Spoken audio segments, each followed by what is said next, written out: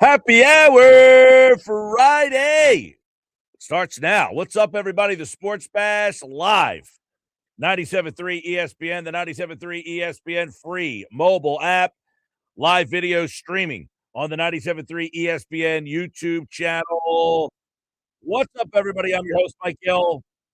Josh Henning is producing today's show, and you out there, we've got a big weekend for the Phils taking on the Brewers. Jacob Misiorowski will get the start tonight for the Brewers. Andrew Painter goes for the Phillies, and it is a matchup of what could have been. Both of these guys, high promise, big-time prospects. It is an indication of what the Phillies thought they might be getting. At the beginning of this year, I talked a lot about my expectations for Andrew Painter. And Andrew Painter, I thought, would be a guy that would be on the level of a Paul Skeens, a Jacob Misiorowski. We talked about Nolan McLean, who's not having a great year for the Mets, but he came up last year and had a good run for the Metropolitans. But when I talked about Andrew Painter, I thought the Phillies were getting a guy like Jacob Misiorowski. The Brewers took him in the 2022 Major League Baseball draft. He was the 63rd overall pick in that draft. The same draft that produced Justin Crawford for the Philadelphia Phillies. Crawford will be in the game tonight. He will face his draft mate, Jacob Misiorowski. And Andrew Painter is a guy that was drafted the year before. He was the 13th pick in the draft. And many of us thought that Andrew Painter would be giving us a year similar. Not many of us. I don't think a lot of people had that same expectation, but I sure did. I thought that Andrew Painter would have given us a year, maybe not quite where Misiorowski is right now. I mean, let's be honest. That dude has been unbelievable. But I thought he would have made an impact, Andrew Painter. And so far, the only impact Painter has made is you need to try to find possibly someone to replace him if this thing keeps going the way that it does. The Phillies keep running him back out there, but let's be honest, I don't think they're thrilled about it. I just saw our old buddy Taijuan Walker re-signed with the Angels. At least the Phillies didn't say, hey, we could bring him back, but they're sticking with Painter. And they're sticking with Painter on a night when they look across the diamond and they see a guy who currently is second in the Cy Young balloting, right behind your guy, Christopher Sanchez. And you can make a strong argument that Misiorowski's numbers are actually better than Christopher Sanchez's. If you're being objective and you're not just saying, well, I want to vote for my guy, you just look at numbers and just say, all right, who's having the better year? You can make a good argument for both of these guys. You take a look at currently the awards for the National League Cy Young Award. You got one, Christopher Sanchez at plus 130. Jacob Misiorowski is right behind him at plus 155. It's a two-horse race right now. And when you look at the two guys, Misiorowski, you can make a good, strong case for as having the better season. And that doesn't mean that Sanchez shouldn't be the favorite or won't win it. But right now, Sanchez has, the interesting part about Sanchez, the ERA 154 has been outstanding this season. Only to be topped by the 150 ERA by Jacob Misiorowski. One guy's 7-2, the other guy's 8-2. The one area where Sanchez has him beat is the 93 innings against the 78 innings. Misiorowski's only thrown 70 innings. Now he's thrown one less game. Sanchez has 11 quality starts in 14 appearances. Misiorowski has 8 quality starts in 13 appearances. But Sanchez does have more innings pitched. However, he's given up double the hits. Sanchez has given up 81 hits to Misiorowski's 41 hits. On the season, Misiorowski has 116 strikeouts in 78 innings. It's unbelievable. He's averaging 13.4 strikeouts per inning. The whip for Misiorowski, 0.81. He doesn't even put a runner on base per inning. Sanchez is 1.06. Very good as well. I mean, I just give you the numbers across the board. You pick the guy. Who do you say is the Cy Young in the National League? Well, Vegas right now has Sanchez, but it's debatable. And the Phillies tonight can either help out their teammate Christopher Sanchez, or they could add to Jacob Misiorowski's opportunity to win the National League Cy Young Award. Hey, man, when at the end of the year, if you're a voter and you're looking for standout situations, right? You're looking for like moments. Right now, Sanchez has that scoreless inning streak. Misiorowski's got this strikeout thing going. And this strikeout thing that he has going, those are things that attract voters. And if he has a night where he strikes out like 15 in a game, like maybe tonight, against a team that has been known to strike out, against a team that's been not only known to strike out, but not score a whole heck of a lot, it might be the situation that you're looking for if you're a voter. So the Phillies can help out Sanchez tonight. 609-403-0973. 609-403-0973. That's the number. So there's a lot here, right? We still have not heard anything. Now it's 2:07 on Friday afternoon. I haven't heard anything about Adolis Garcia. Now, my anticipation is that he will not be in the lineup tonight. But what big picture do we know about that? Silence is interesting here. The silence is interesting.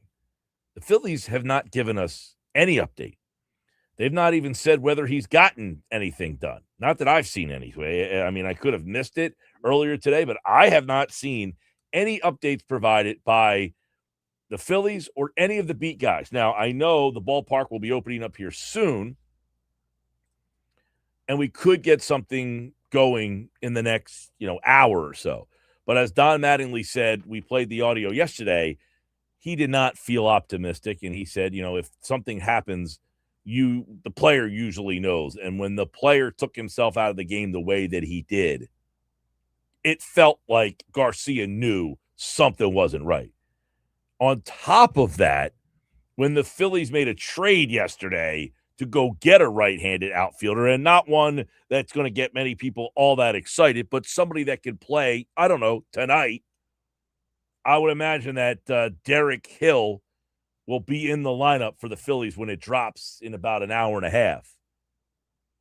Misiorowski's a right-handed pitcher, actually, so maybe Hill doesn't play tonight. This will be interesting because Hill's a guy who has hit against lefties. Now, the Phillies haven't done anything with Garcia yet. The question would be, do they call somebody up? Now, Hill will take the spot. What do they do against a right-handed pitcher tonight? Because Hill is a guy who has primarily been okay against lefties. He has not hit right-handed pitchers. So I have not seen anything yet on that. What do we got? I was going to throw in there. Don't forget, Rincones did not start yesterday for the minor league team. So yep, and he has not been called up at this point yet either.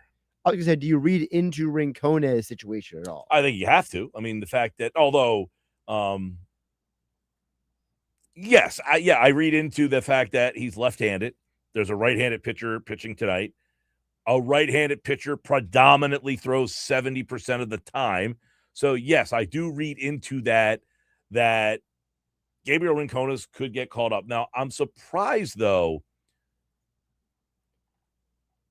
that we haven't heard anything about that. Because normally when that happens, you hear the news. Gabriel Rincones is getting the call. He's on his way to Milwaukee, and he will play for the Phillies tonight. We have not heard anything like that yet. It's been a very quiet last 24 hours since the Hill trade. It's not like the Phillies made corresponding moves. It was just, no, they made the trade and that was it. That's why this is weird, because normally you make a trade like that, then the update for the injury would come, and then the question would be, this is what I think's going on, okay? They make the trade yesterday. He will replace Garcia. Garcia will likely go on the injured list. Then the question will be, do they want to bring up another outfielder, a left-handed outfielder? So my intuition would say Gabriel Rincones maybe comes up and he becomes the right fielder with Derek Hill, and they platoon in right field.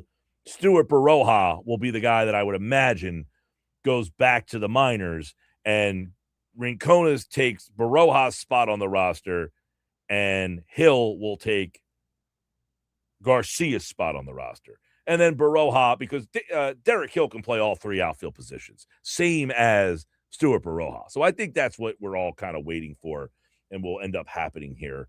But Rincones will probably be the guy because he is left-handed, and there's a right-handed pitcher tonight. So welcome to the big leagues, potentially, Gabriel Rincones. You're going to have to face Jacob Misiorowski. Jeez. How about that? 103 miles an hour fastball. But go back to the Misiorowski and the Painter thing. Misiorowski has 13 starts, and we're always like, well, Painter's a young guy. Jacob Misiorowski is 24 years old. He's a young guy. He's got a little bit more seasoning, but he got that opportunity last year where he came up, and he came up right away, and he flashed. He was excellent. He makes the All-Star game. Yep. And then he kind of hit a little bump in the road a little bit. He wasn't – no, he was very good last year. Let's not act like he didn't. But he did not just come up here like Skeens did and just completely dominate it. But you know what? I think bringing him up last year kind of got him to get that on-the-job training to get a little taste. Now you've got Painter up here handing him a spot, and it has not gone so well. So now you're in that situation like, what do we do with him? If you would have brought him up last year when you said you were in July, instead of all those lousy Taijuan Walker starts, maybe Painter would have come up here, and then you would say, okay, you're not ready. But now we know what you need to work on. You can't do that now. They don't have anybody to replace him. Right. And, now he's up here. It's like, okay, you were up here from Jump Street. We're going to send you to the minors and demote you. He's got 12 starts. Now, Andrew Painter, we talked about Misiorowski. Misiorowski's 24. Painter's 23 years old. He's 1-7 with a 6.21 ERA, the whip of 151. I mean, Misiorowski is lapping him right now. Painter's been an utter disappointment. So this is a rough spot for what the Phillies are like. What do we do with this guy? If we send him back to the minors, we don't have anybody to replace him. If we keep throwing him out there, are we at risk of losing this guy, and his confidence? I don't know. I don't know what you do to tiptoe around this situation.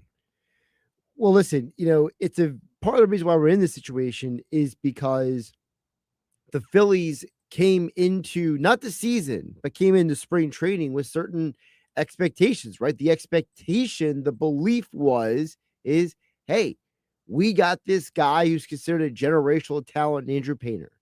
We have this big time top prospect in Justin Crawford. The future of the team is Aiden Miller. You held on to these guys and you constructed a roster that in many ways was built with the idea that these guys would be part of the contributions this year and years to come. And now that we're on June 12th, we're kind of looking around being like, did we miscalculate? Did we misjudge? Did we bring these guys up too quickly? Did we maybe not make the right decision about these young guys? I think they made the right decisions because they didn't have any other options. So decisions are sometimes based on what you're up against. There was no other option other than Andrew Painter. There really wasn't another option other than Justin Crawford. He had maxed out at what he could do at AAA last year. Sure. So for Crawford, he had really nothing left to prove. He already said, hey, you put me back in AAA, I hit 350 there, whatever he hit. I don't know what it was, but what was he to gain? He was second in the International League in batting average. What was he to gain, right, to going back to AAA? So the Crawford thing was a no-brainer. You needed outfield help. He maxed out his time in AAA. Painter, on the other hand, you could make a strong argument that he did not earn the opportunity to get this spot. Now, the one side you would say, okay, he had Tommy John. He was coming off Tommy John. His command wasn't there, but he still had really good stuff. Right. And that the next year, that stuff should translate and we should be fine. maybe you wanted to see that translate at the minor league level and then call him up. Problem was, when they started the season, Wheeler wasn't ready. They didn't have another option.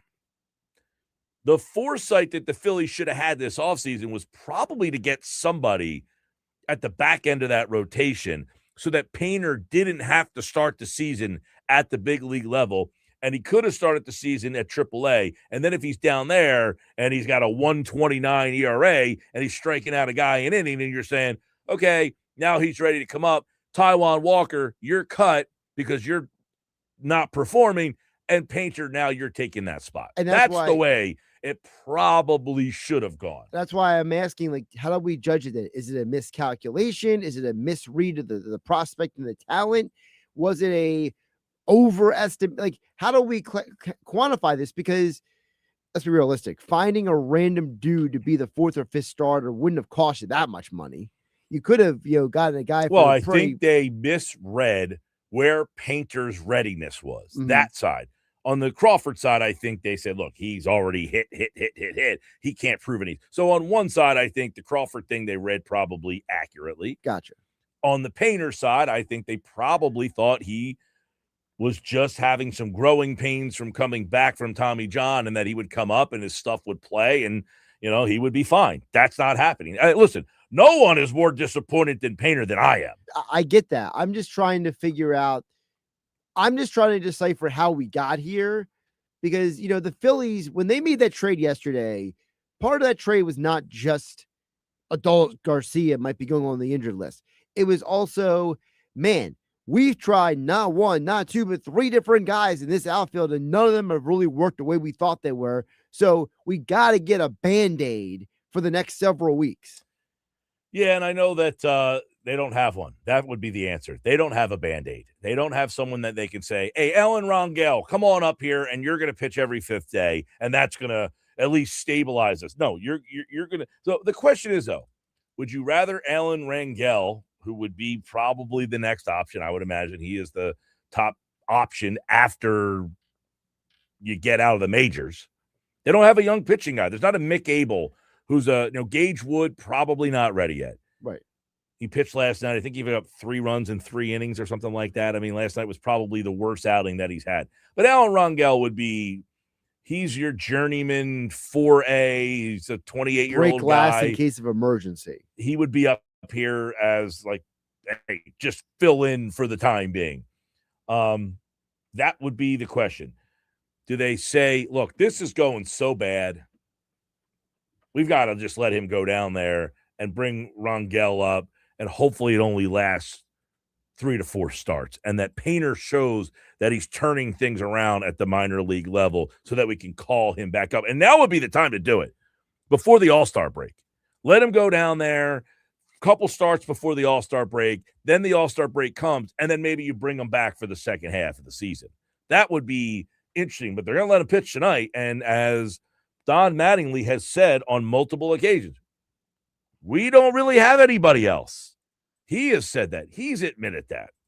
609-403-0973. 609-403-0973.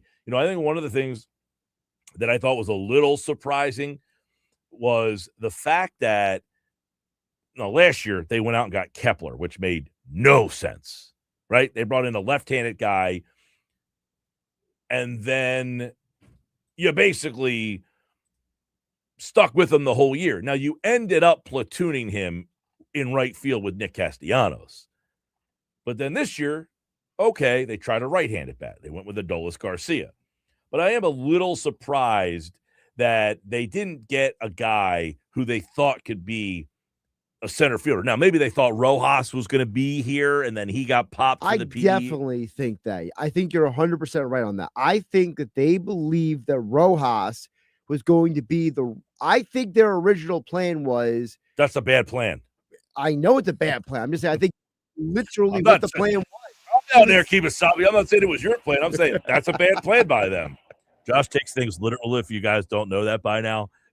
I'm just saying, I think that the point you just made is 100% correct. Yeah, I mean, I think they thought Rojas would be, hey, break glass in case of emergency. He could go play center field.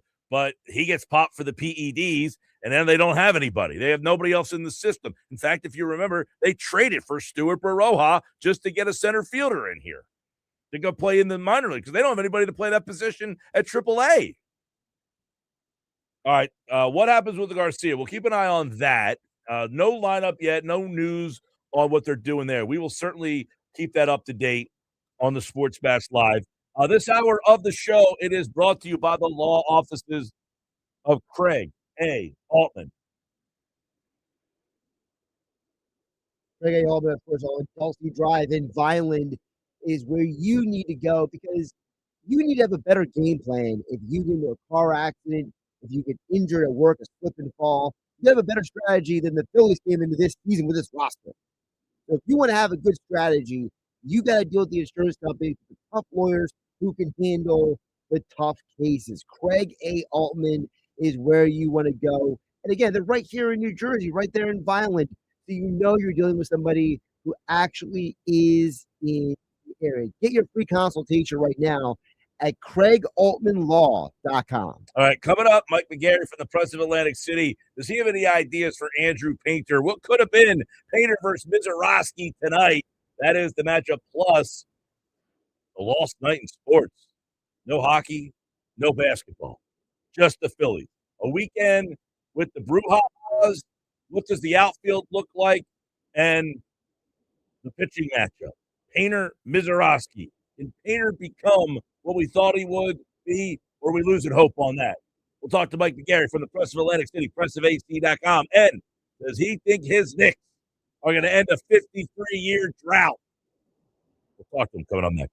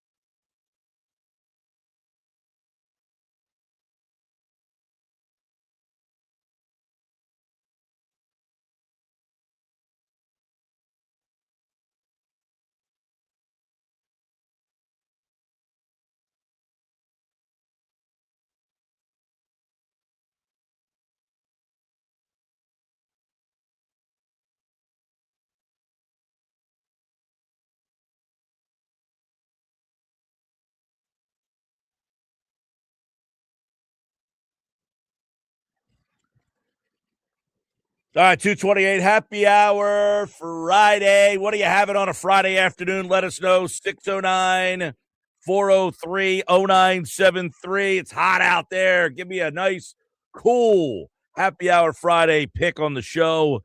This hour brought to you by the law office of Craig A. Altman.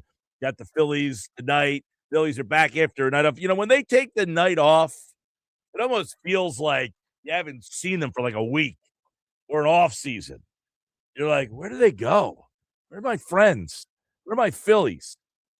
Well, they're back tonight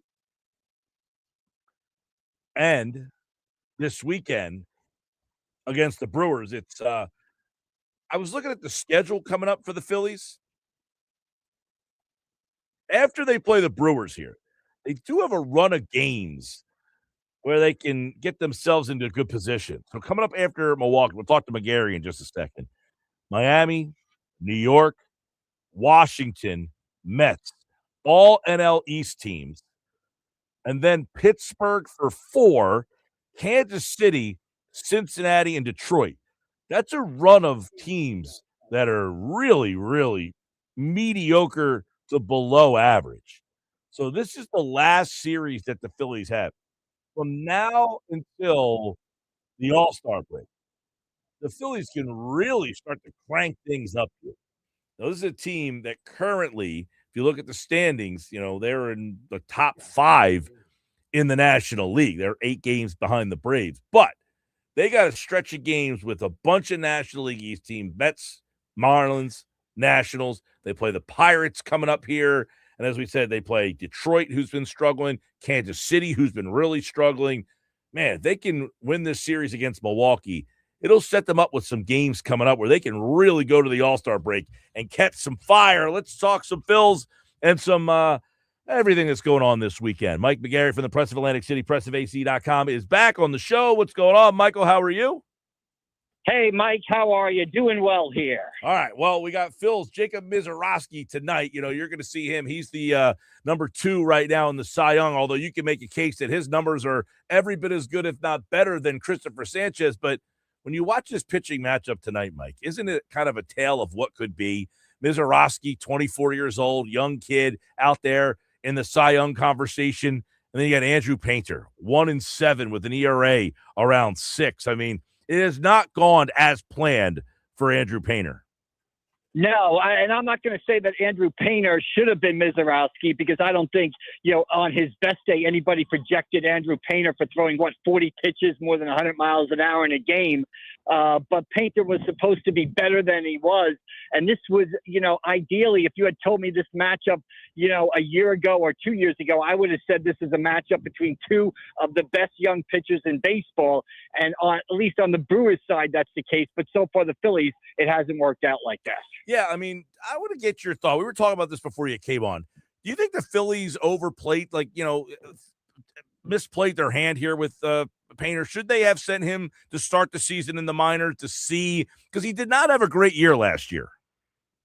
Yeah, I mean, I could see the point where maybe you wanted to start him in AAA and have him have some good starts in AAA in April and May and then promote him to the big leagues. I can see that argument. The flip side of that, Mike, is they're probably watching Painter's innings, right? He's still a young arm. So why do you want to waste those innings in AAA? And also, I don't think we can discount the fact that if Andrew Painter isn't the number 5 starter in this rotation, who is?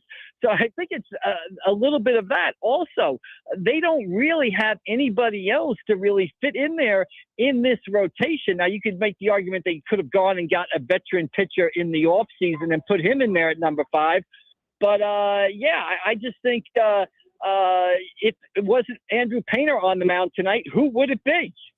Well, yeah, that's an area where maybe they should have targeted a guy who could have been a 4th or 5th starter and then sent Painter to the minors to start the year. And you knew you had Taijuan Walker, a ticking time bomb, that if Painter was pitching well and Painter and Walker wasn't, there was your move. So should they have, pushed him a little bit more to win that job? Hey, I'm a fan of competition. I'm also a fan of signing some pitchers with veteran big league experience to minor league deal. If I ran a baseball team, I'd bring in 2 or 3 guys like that. to spring training, every spring training, to A, create competition, and B, to create some depth. So you can make the point that what the Phillies did is maybe they should have brought in a veteran or two to push Painter and make Painter earn it rather than sort of crown him as a starter. I think that's a valid point with the way Painter has pitched. And now, Mike, the question is, how long do you go out there? We'll see what he does tonight. But, you can't run a professional baseball team where your fifth starter gives up 6 runs in 4 innings every day. I mean, that's not going to wash anyway. So, yeah, it's a big start tonight for Andrew Painter. He's got to start turning it in a more positive direction. No, conversely, you've got the guy like Justin Crawford who, ripped it up at AAA last year, and he's struggling here. But I think they probably made the right decision to, he had nothing else to prove, where Painter probably should have proven more, where Crawford, I don't know that he had any more to prove. Yeah, he proved he could be a good AAA player. We know he's a good AAA player. The question is he a good major league player? So far to that, the answer has been no. He struggled at the plate, although I think he's improved defensively. But you're right. If you just look at the seasons they had last year, Andrew Painter had close to a 6.8 ERA in AAA. That's normally what gets you promoted. You look at Crawford's numbers, there's nothing more left for him to prove at AAA. He had a full season there last year. It's time to see if he can do it in the big leagues. And look, they're giving him an opportunity. It'll be interesting to see, again, how long they stick with him now. We're starting to get into the middle of June, the end of June. Do they start to platoon him a little more? Or if he continues to struggle, do they even think about sending him down for a week or two to kind of gather himself down there? So it'll be interesting to see how these Painter and Crawford kind of play out for the Phillies over the next couple of weeks. Mike, another thing that happened the last game was Adolis Garcia, obviously, and they haven't said anything about his update. There's been no update there. Silence usually speaks for you there. I would imagine an IL trip is coming. Based on the fact that they made a trade yesterday, it might be a long IL stint here for Adolis Garcia. What is the breakdown in your mind now of an outfield without Garcia? Well, it's hard to bemoan the loss of a guy who was 3 for 57 in May, but I'm not overly enamored by the guy they picked up yesterday from the Chicago White Sox. So, again, just the lack of depth in this outfield and the lack of depth of outfielders in this organization and starting pitching, just the lack of overall depth in this organization is really kind of stunning when you look at it. This is an organization that is top heavy. They've got stars. They've got Bryce Harper. They've got Schwarber. They've got Turner. They've got Christopher Sanchez. They've got Zach Wheeler. But as far as the rank and file guys, they are thin at a lot of positions. And that's why, I assume that you're right. We haven't heard anything yet. But you look at that injury and you would imagine at the very least, it would be a 10-day trip to the injured list for Garcia. So they go out and get Derek Hill from Chicago, who's batting .213. I don't know what that's going to solve. He does have 4 home runs off left-handers if that's going to make you feel happy about something. But I'm not exactly booking my World Series tickets because of that move yesterday. Right, and it would seem that trade to fill in for Garcia is the start of potentially, Mike, a platoon out there where maybe they bring up Gabriel Rincones as a left-handed bat. He plays a majority of the time. The question would be, is he even ready? Yeah, I mean, I think with Rincones, Mike, and I think you're exactly right. I think it is going to be a platoon out there. And I also think Hill can give Crawford a little bit of a break against left-handed pitching in center field also. I think it's time to see if Rincones can hit, right? We've seen this guy sort of mash in the minor leagues. The book on him is that he's not a great fielder, but he's 25 years old. It's time to see if this guy is ready to play in the big leagues. At least on a semi-regular basis, being the long side of the platoon. So, yeah, I'm kind of interested to see what Rincones has. I think it's time to find out, hey, can this guy play or not? He's not 18, 19, 20 years old. He's not Crawford, who's like 21, 22 years old. This guy's 25 years old. Let's bring him up now. He's got an opportunity, probably because of the Garcia injury. Let's see if this guy can hit or not and find out if he can be a part of this major league team. He's hitting the minors. Let's see if he can do it in the big leagues. Or is he another one of these, and the Phillies have a lot of guys like this, 4A players who are very good in AAA, but not good in the major leagues. They're kind of stuck in between at that 4A mythical level. So we're going to find out what kind of guy Ranconis is if they do promote him, if Garcia goes on the injury list. I thought it was interesting, too, that Felix Reyes or Otto Kemp say, hey, you guys can play every day until we figure out what's going on with Garcia. They didn't even give those guys an opportunity. They went and made a trade. So that kind of tells you what they think of those two guys. Yeah, absolutely. Because if they had confidence in those guys, they would have promoted them. And each of them got, it's kind of funny. Each of them did get a chance, and the chance is 3 or 4 games sometimes. I mean, I think Otto Kemp was like 2 for 10 early in the season, and they kind of abandoned him. And then Reyes comes up, hits a home run in his first at bat, doesn't really do much after that. So it might be only 4 or 5 games, 6 or 7 games can kind of change how an organization feels about you. This is Ranconis' chance to sort of step up. It's almost like they spun the wheel. First they tried Kemp, first they tried Reyes. Those two guys didn't work out. Now it's Ranconis' turn. If he doesn't work out, maybe they hit the trade market again. Although you saw yesterday, the trade market not exactly filled with enticing guys to go for. Ranconis, by the way, 25 years old. So, it's now or never, right? You would think right, that, exactly. It's hey, you've been down there long enough producing. Let's see what ends up happening here. All right, Mike McGarry for the Press of Atlantic City, pressofac.com. I want to hear where you were, the greatest win in New York sports history you tweeted out. What happened? Well, give me the breakdown.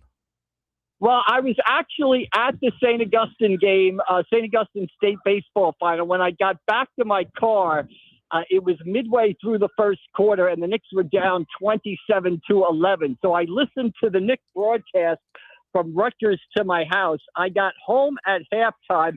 And Mike, I don't know about you, but I like to watch these big games, these meaningful games to me. I can't watch them in a crowd. I got to be alone in a room.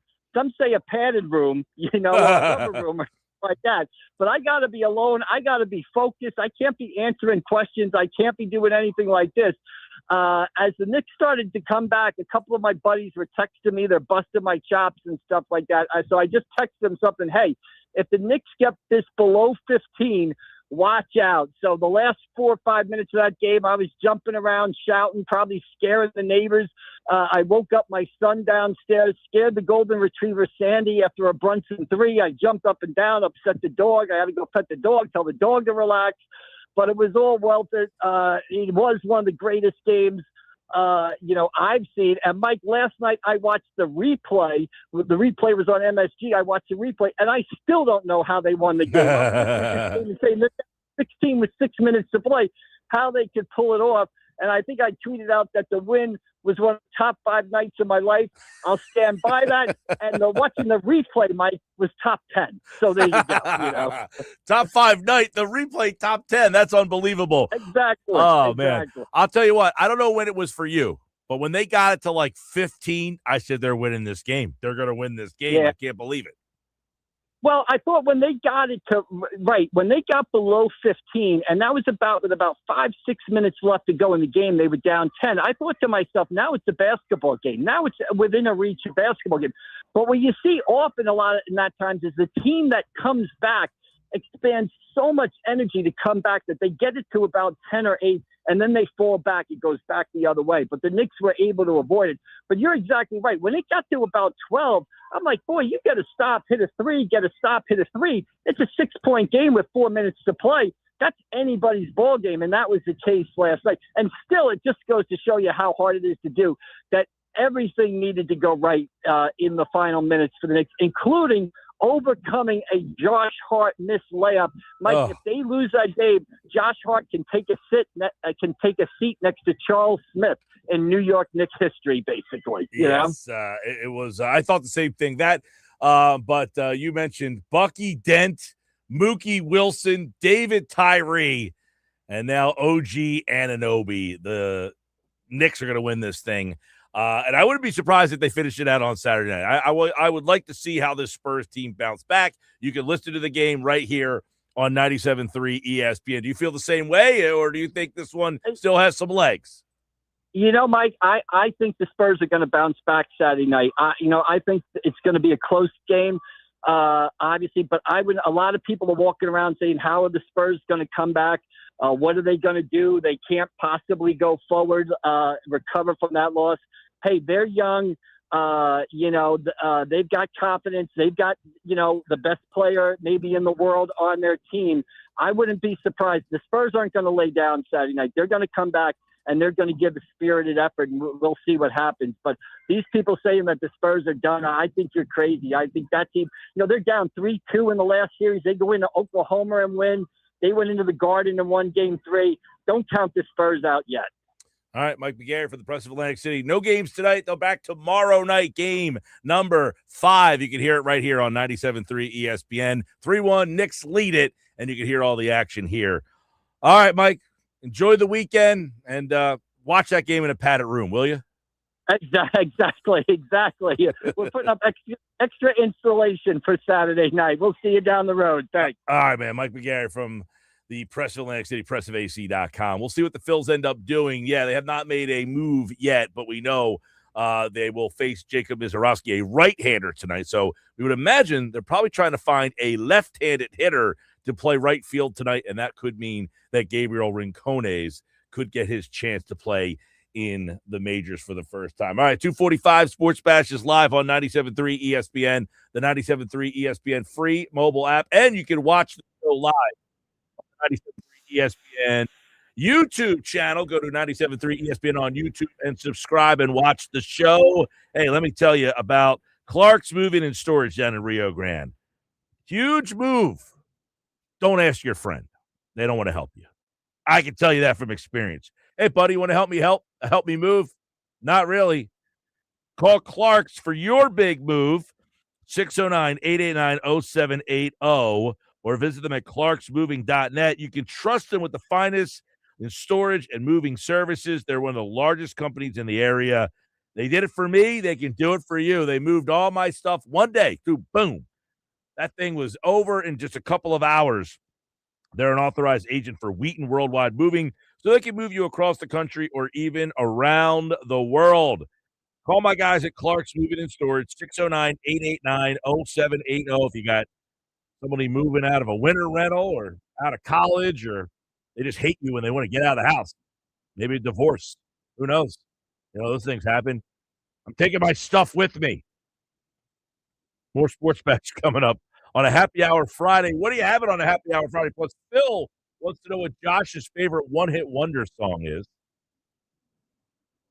One-hit wonder. He says, I'm thinking Blind Melon, No Rain. He says, what do you say? I'm sure Josh will definitely have an obscure answer. Now his face looks like, why are you picking on me? I just want to know what generated this. I'm reading the text board. One-hit wonders, band and song. I'm thinking Blind Melon, No Rain is my 90s pick. Awesome song. Thinking about the 90s as we just booked tickets to Gin Blossoms, Blues Traveler, and Spin Doctors at Ocean. I'm actually going to that show. Already am going there, Phil. I already got tickets for that show. Blues Traveler, there was a guy I went to college with. Looked like John Popper. Really? Lead singer from Blues Traveler. I didn't know the guy, but he used to eat in the cafeteria all the time in West Virginia, and we used to call him John Popper because we didn't know who he was. We didn't know his name. He just looked like John Popper. But Gin Blossoms, Blues Traveler, Spin Doctors are playing at Ocean August 1st. That's what sparked the question. He just booked those tickets, and now he said, what's your favorite one-hit wonder? He says, I'm sure Josh will definitely have an obscure answer. Nick will have a song from the 2020s. I mean, the first one that comes to my mind that I would go with would be Eye of the Tiger by Survivor. Is that a one-hit wonder? It was on VH1's Top 50 One-Hit Wonder documentary. There you go, Phil. Is that an obscure answer? You tell me. Sports Bash Live, 97.3 ESPN. More Bash on the way.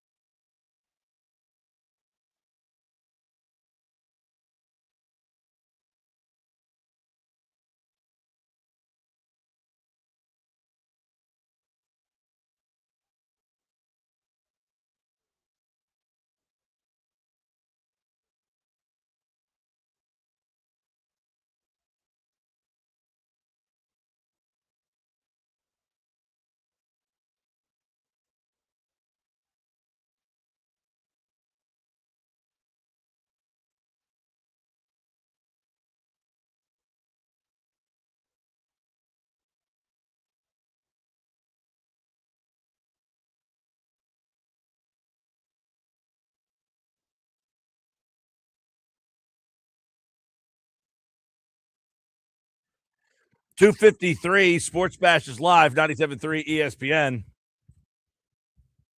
Coming up in the 3 o'clock hour, Bob Wankel, Mike and Bob, Friday baseball chat.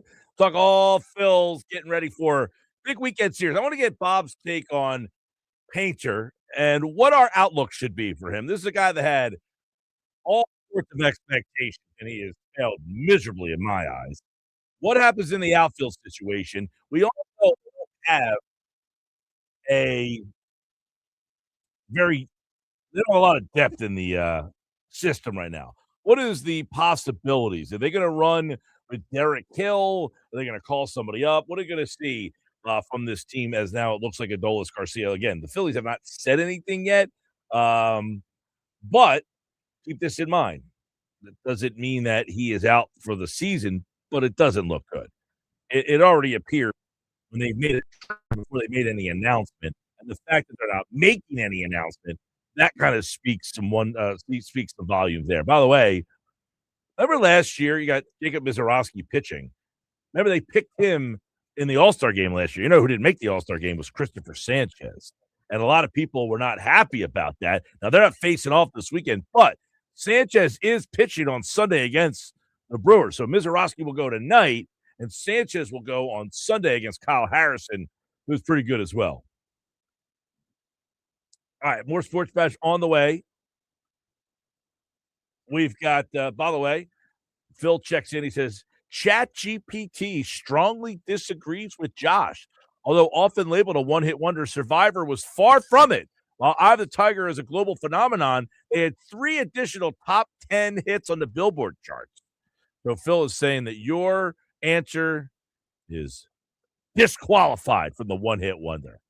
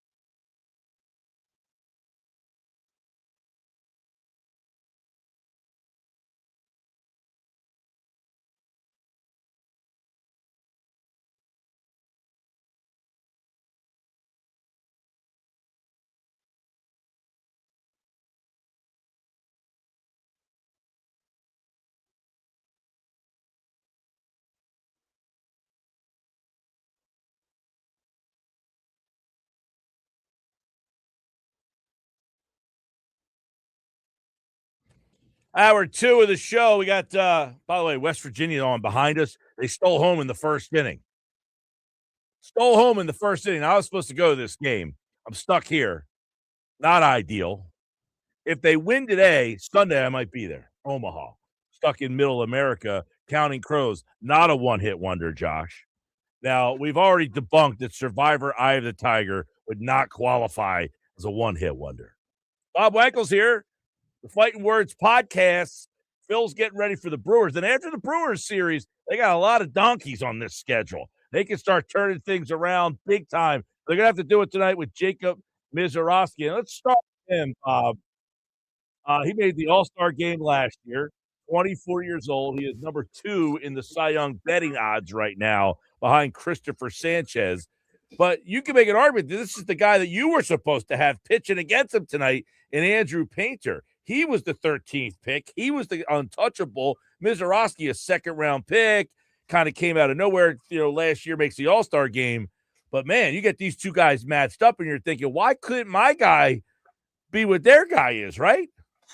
Yeah, it's definitely hard not to feel that way. And I'll tell you what, going into this game tonight, I think after what you saw against the Dodgers 2 starts ago for Andrew Painter, what you saw against the White Sox last weekend, you just want to see a competitive effort. You just want to see him go in and give you a chance to win the game. But really, in a perfect world, I mean, you want to see this guy flash tonight. Like, I understand the reality of where he's at and where he is in his progression and what this season has been like for him. But I'd like to see a couple moments tonight where he says, you know what? I'm that guy too. I'm that dude too. I'm going to shove a little bit here tonight and let everybody know that, like, I'm not there right now, but I can still be that guy. And if he has any competitive pride, any juice, like you think you'd see it tonight. And we haven't seen a lot of that from him. That's been the problem, is we know he flashes at times, but we really haven't seen starts where you're like, there's the one. I mean, his first start of the year, that might have been his best start that he had all year, where you're like, hey, see, we thought this guy was going to give us something this year. And after that, he really has given you nothing. Yeah, you're right. I mean, you go back to the Boston start in mid-May, followed by the Reds and the Guardians. Like, he was pretty good. 5 innings, 1 run, 6 innings, 2 earned, 6 1/3 against Cleveland, 2 earned. But, like, no point in those starts did you feel like you were watching a guy that possessed elite-level talent. And, in fact, I'd almost rather see tonight, rather than 5 innings, 2 earned runs, I'd rather just feel like there are moments in the game where you see him flash something special. I could live with the up and down, the start to start, not really knowing what you're going to get. But the biggest problem with Andrew Painter is that the pops have not been special. Those moments and those starts where he's actually been okay, you don't watch these games and say, I'm looking at somebody that could be great eventually. No, you don't. And I would ask the question of, should they have signed someone and made him compete, or at least started him at AAA? Because his AAA year last year was not very good. It was almost like they just assumed that wasn't a good year, but he'll be fine. Yeah, on one hand, you look at it and you say, well, here's a guy a couple years ago that they were toying with the idea of putting him in the starting rotation, pre-injury. And so he's gone through the rehab. He's gone through a minor league season. And, like, at some point, we just got to see it. The Phillies often get criticized for holding, prospects' hands and being too cautious with them. So I don't want to kill them for going with Andrew Painter at the start of the season, but I do think you can criticize them for the lack of depth in their starting pitching. I mean, if someone goes down, you're looking at Alan Ronhell right now, and that's not something that you would get overly excited about. And, look, they are very top heavy in their talent, but can they really afford if a guy like Aaron Nola goes down? If you want to make a move on Andrew Painter and send him down and let him recalibrate, like, what's the alternative? And that's what's scary for them. They don't have one, right? I mean, that's the thing. But how long do you let a guy go 1-6, 1-7, 1-8, 1-9 with an ERA in the sixes? It's one thing if you're 1-6, 1-7, 1-8, your ERA's in the low 4s, and you're like, hey, you're competing at least. Your ERA's in the 6s and a whip of 1.5. How long do you go before he loses confidence and you say, listen, I can't afford to lose this guy. I got to do something. I think you're getting close. I mean, if this start tonight looks like the starts against the Dodgers and the White Sox the last 2 times out, I think you have to start to think about it. I mean, he's pitched in 12 games, 11 starts. He came in and he had the migraine where he didn't start the game but still had some length in it earlier in the year. I mean, you get to 15 starts, that seems like a nice number to kind of check things at. And if he can't give you competitive looks where your team at least has a shot to win the game, then I think that you think about it. But if he can show you some flashes and there's still some up and down, say he gives you some starts that look more like what we saw in mid-May, I think you continue to ride this out at the major league level as long as you can, just because, one, the alternatives are not particularly enticing, and two, look, I don't think the Phillies are going to win the NL East. I don't think that they're even trying to win the NL East. If you were to, you were asked that front office, like, are you trying to compete to win a division title? I don't think they would say they are. I think that they're like in this spot where they're going to win 87 to 89 games and be a playoff team. And so, like, why not let the kid try to figure it out at the major league level? That would be the devil's look, I understand what you're saying, but the devil's advocate would be, look, if they're going to win 26 out of 37 games and this kid's struggling to figure it out, well, then let him continue to ride it out. Well, I would think, Bob, that the time to do it would be if he struggles in this start, you give him now to the All-Star break and just say, hey, go down after the All-Star break. As long as you show us that you're pitching well after the All-Star break, we'll make the move and bring you back. But you got to go down there and get your head on straight. Yeah, and the reality of it is that Milwaukee's a very good team. And I know that in years past, we kind of think about the Brewers as a team that's typically heavy on pitching and then doesn't really hit very much. Almost like kind of like what you're seeing with the Phillies this season. But and everybody else. They're swinging it right now, Milwaukee. And, they come into this game against right-handed pitching tonight with a 754 OPS. It's the 4th best OPS against righties this season. So this is not an easy matchup for Andrew Painter. This isn't really a get-right spot, so to speak. How Aaron Nola got to see the Padres offense 2 times in a week and, kind of build off of that. This could be a difficult matchup for Andrew Painter tonight, and so he's going to have to bring it. Painter and Misiorowski tonight, and of course the Phils this weekend. You'll get Aaron Nola tomorrow, and then Christopher Sanchez. Now, Christopher Sanchez and Misiorowski, they're the top 2 for the Cy Young right now. You can make a strong argument, Bob, that Misiorowski's actually, I don't know, any voters that vote for Cy Young, those strikeouts per 9, the strikeouts that he has, that's going to be a number that jumps off the page that I think in the end, if he can keep this up and keep this pace going, his ERA is better and his whip's better than Sanchez. Sanchez has the run of the innings that kind of, I guess, gave him a little push here. But Misiorowski, you can make an argument, other than the fact that he hasn't pitched as many innings as Sanchez, he has one less start, that his numbers are better across the board, and those strikeouts are going to really jump off the page if he keeps this up. Yeah, I think that there is, and Phillies fans don't want to hear this, but I do think that you can make an argument for him just in terms of the strikeout numbers, and you can always point to the innings pitch, which I think is a huge deal. But we've seen a couple times in recent years, Phillies pitchers kind of rely on this argument about innings pitched, and it not work in their favor. Zach Wheeler, runner-up Cy Young. There was the year that he finished behind Sale. He threw, I think, roughly 18 more innings than Sale that season. And then there was the Corbin Burns year where, it wasn't even close in terms of innings pitched.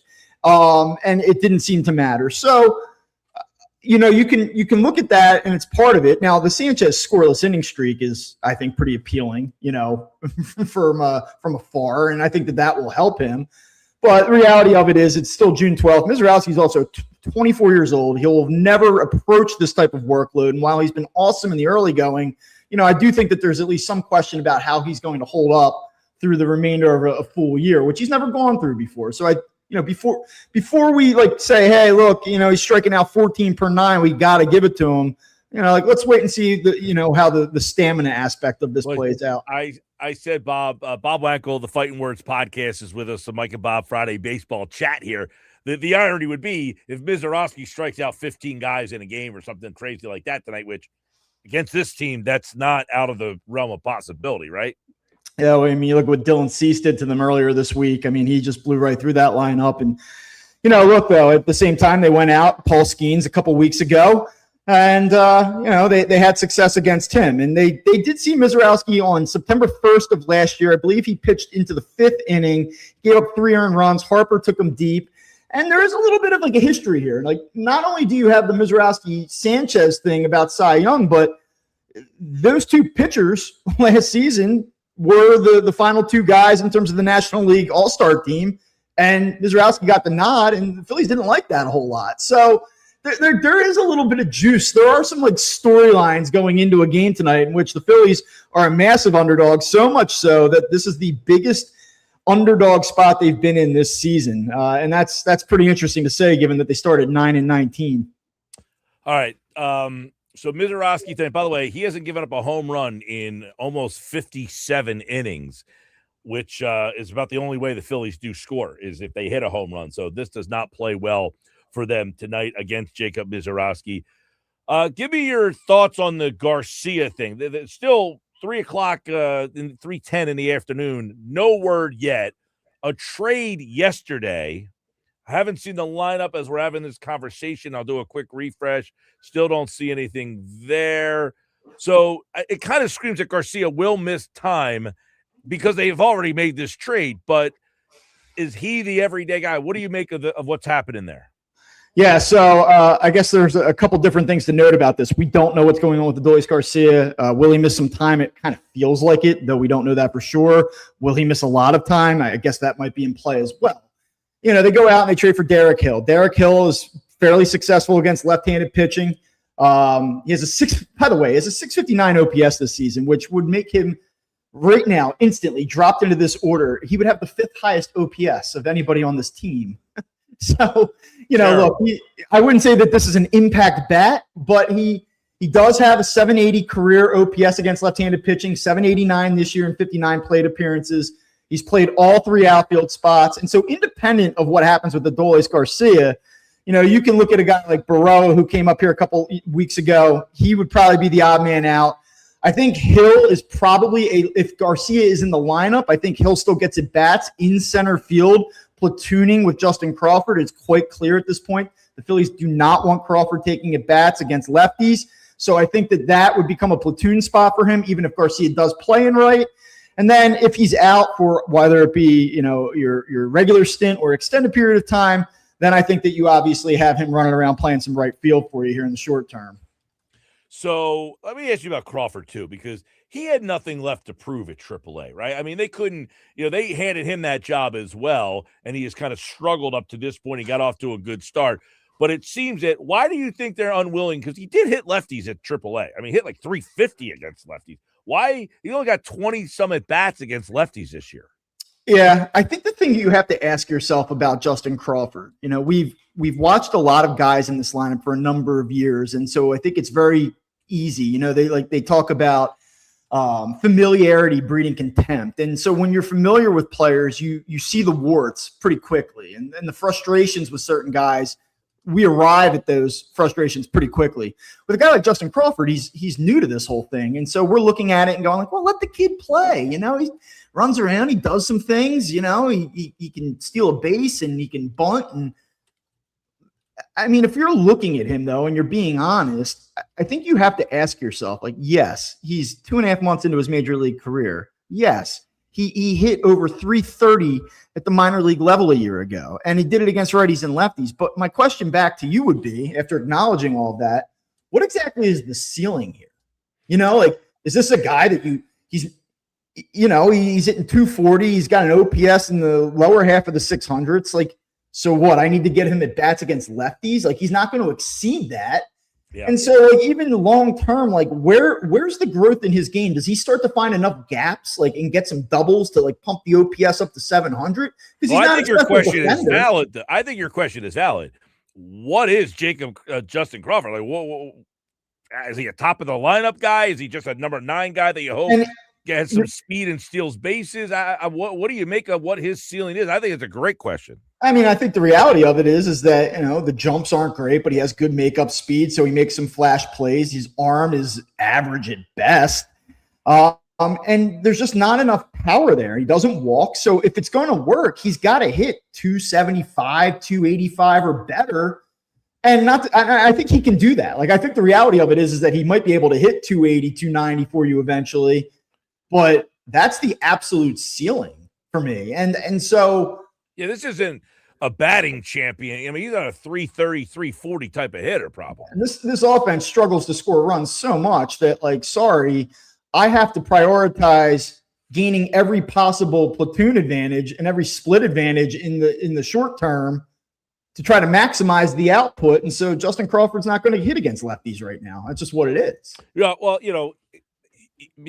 you start the season with him up here, but that was the right move. Like, you could make an argument that Painter didn't deserve to be up here based on what he did last year, and you handed him that job. Crawford is basically maxed out. He couldn't prove anything more. I agree with you. And I mean, he did earn the promotion, especially given what the Phillies outfield situation is, organizationally speaking. Like, he was the obvious choice to get some run out there.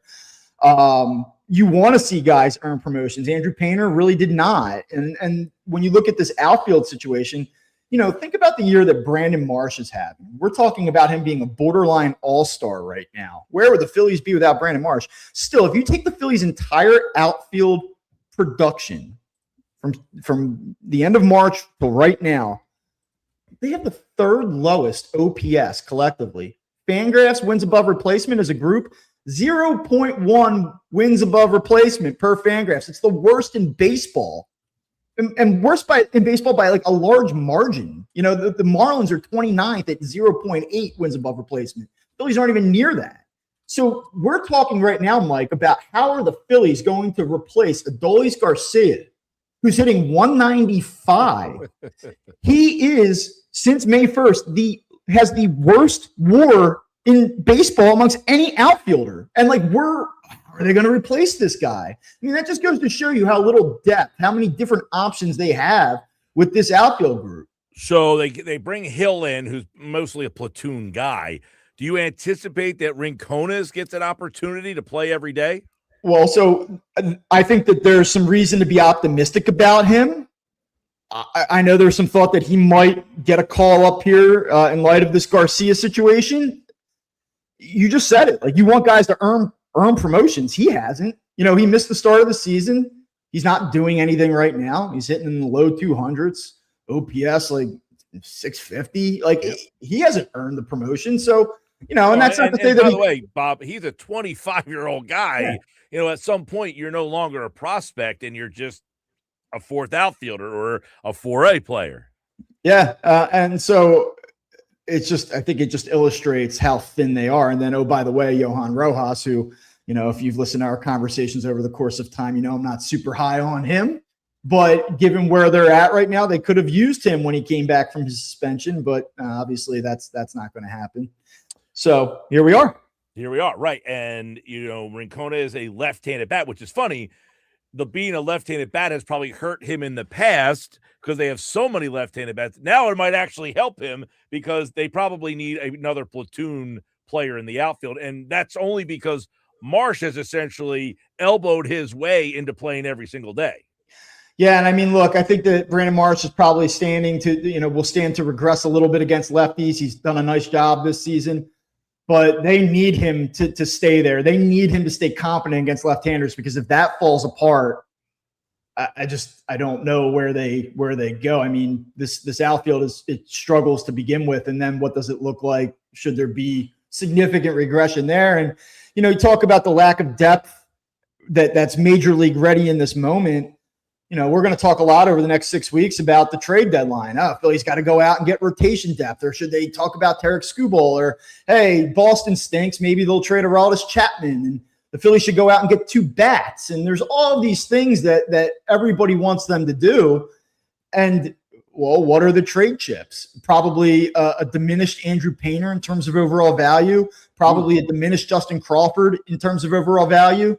Aiden Miller may not play competitive baseball until late August, so he's got a little bit of diminished value, even though I do think that people should still be optimistic about what he could be moving forward. And some of the Phillies' top prospects, you go through the second baseman, Escobar, he's really struggling. Dante Nori has a hip injury. He struggled this year. So, it's not it's not like a really rosy outlook from the Phillies minor league system right now either. No, and let's bring that into like let's just throw the Mike Trout thing out there. Like, let's say Trout said, you know what, I'm ready. I'll waive my no trade clause. Do the Phillies even have enough with the guys you just mentioned to make that a possibility? Yeah, I mean, it just depends. Does a team really like Dante Nori? Does a team like Gage Wood is somebody that teams are going to want, and they should? He's been impressive. You know, if you're still optimistic about Aiden Miller and don't believe that a 22-year-old is, you know, with back problems is going to continue to have those back problems moving forward, like you probably have the pieces, but the thing with Trout is the contract, right? So like you're going to want to get some salary relief and trade away some prospects to get some salary relief on the Trout deal if it were to ever happen. And, you know, I don't know that the Phillies, I don't know if that combination would exist for a player like him at this point. Of all the years, we've heard his name for like 5 years. I mean, everybody just feels like, hey, trade for Mike Trout. He happens to live in Millville. Yeah, no crap. He lives up the street. We get it. But in all the years we've heard this, is this the most realistic year or not really? Is it still not reality for you? I mean, you know, he would be great here in terms we all of we all know that he's a fit. He's a right-handed bat. Yeah, and I know his numbers are a little bit down, but I mean, he's a guy this year. I was actually reading a thing the other day where he's had basically 8 home runs just like die in the night playing out there in Los Angeles. I mean, like he's been really just terribly unlucky. Probably has 25 or 20 plus home runs right now at Citizens Bank Park, and he's playing for the Phillies. So I think that the talent's still there. I'll believe it when I see it when it comes to Trout. Like we talk about this every year. I feel like by now it's like fool me once, shame on me. Fool me twice, you know. Fool me 5 times. Yeah, I'm with you. Then I mean, listen. At this point, I don't think the guy wants to be traded.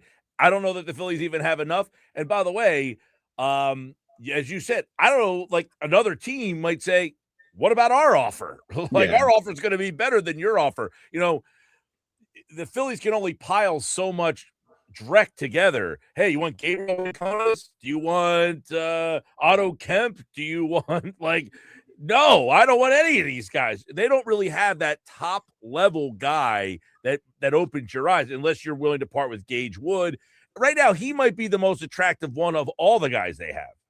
Yeah, maybe. And look, the one thing I will say is that we are in a city that is impatient, and this Phillies team is certainly in a situation that does not lend itself to patience. So we are very frustrated with Andrew Painter. We're a little bit down on Justin Crawford not making more of an impact. That doesn't mean that these guys won't pan out. And it doesn't mean that there isn't a little bit more to them in the case of Crawford, and maybe a heck of a lot more in the terms of Painter. And so there could be some team out there that goes, you know what? We do like him, and we do think that we can fix this and we can help him grow. And so like it really, the Phillies are not, if they have to go head to head with certain teams on players, they won't be able to match that firepower in terms of a trade package.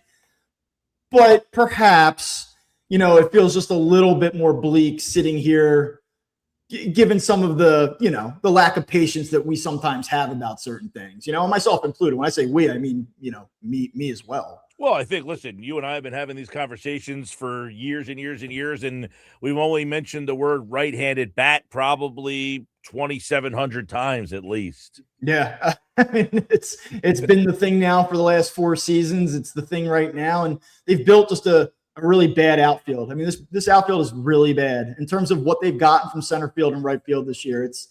It's almost incomprehensible that they've been able to climb back into this and win as many games as they have with the 2 spots in the outfield playing like they have all year, and with what Trey Turner's given you at shortstop. It's really hard to believe. Yep. All right, Turner. Yeah. By the way, I don't feel like wasting any more time on him. He got me the other day pretty good. He got me all riled up with his OPS, or excuse me, his on-base percentage, which is the second worst of all starters on this team. Can you imagine making $300 million walking in there and saying, hey, look at me. I got the second worst on-base percentage on the team. Now give me my check. Well, the good news is you have until 2034 to get that all ironed out with Trey Turner. So. Check out the Phillies, the Fighting Words podcast on the Phillies, and Bob Wankel's back for a Mike and Bob Friday baseball chat. Thanks, man. All right, man. Talk soon. There he is. Good stuff there on the Sports Bash Live. His weekend starts now. Ours continues here.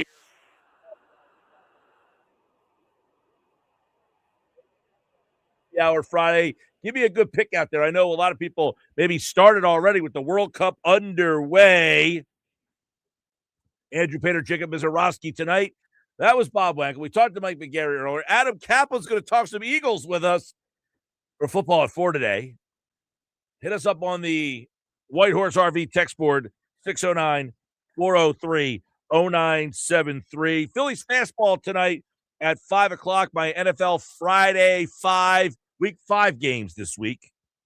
Cross County Connection presents 6 new South Jersey Connect shuttles, providing fare-free transportation across southern New Jersey. Connect to jobs, colleges, healthcare, shopping, government service, and NJ Transit hubs. All at no cost to riders. Call now, 856-229-7571, or visit driveless.com. We got all that and more still to come on today's Sports Bash.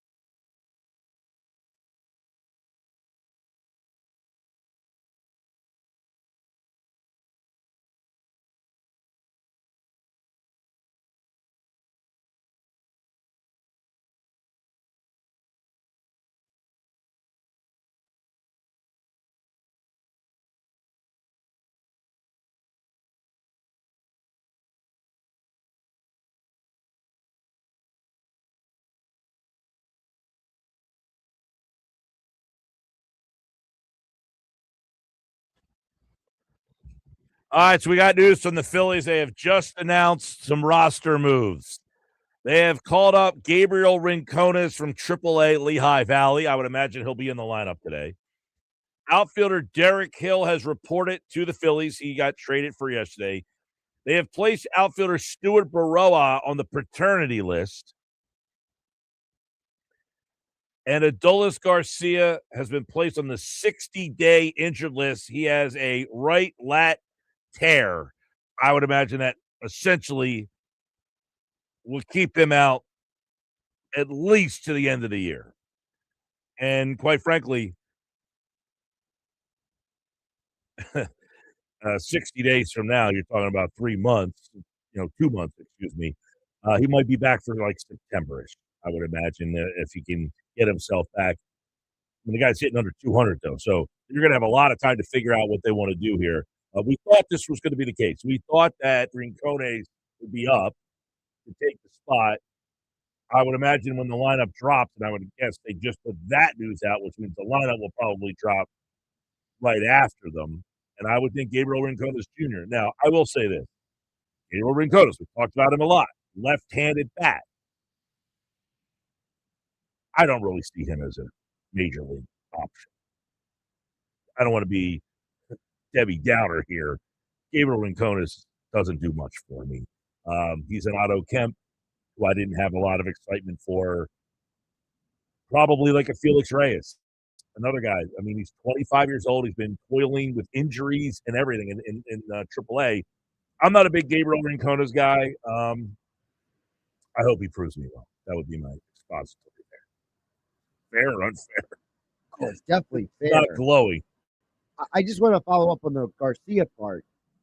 Just because you're on the injured list for 60 days doesn't mean you're back in 60 days. Right. I just want to point that out to people. So it's like, don't be little Josh with this. This could be more like a 90-day recovery because, tearing the lat muscle, that's a complicated heal. For those who don't know, the shoulder complex is a very complicated part of the body. So this is not like hey, I pulled my hamstring. No, he might need to have surgery to put this thing back together. No, listen, I don't have any. My intuition would say he's done for the year. The torn lat, I would think that he is done. And if he's done for the year, that amplifies the fact that they got to do something at the deadline. Seriously. Well, I mean, this is the first move. So I would imagine Rincones gets the first shot. I said it at the beginning of the show. It's gonna be Rincones. This wasn't like breaking news or anything. Everybody out there, if you follow the team, would know Rincones would be the guy because he hits left-handed. The funny part is we've been saying for a while Rincones is an option. The problem is he hits left-handed. Well, now because you traded for Hill, who's a platoon player, the fact is you needed a left-handed bat. Correct. And that's where Rincones is.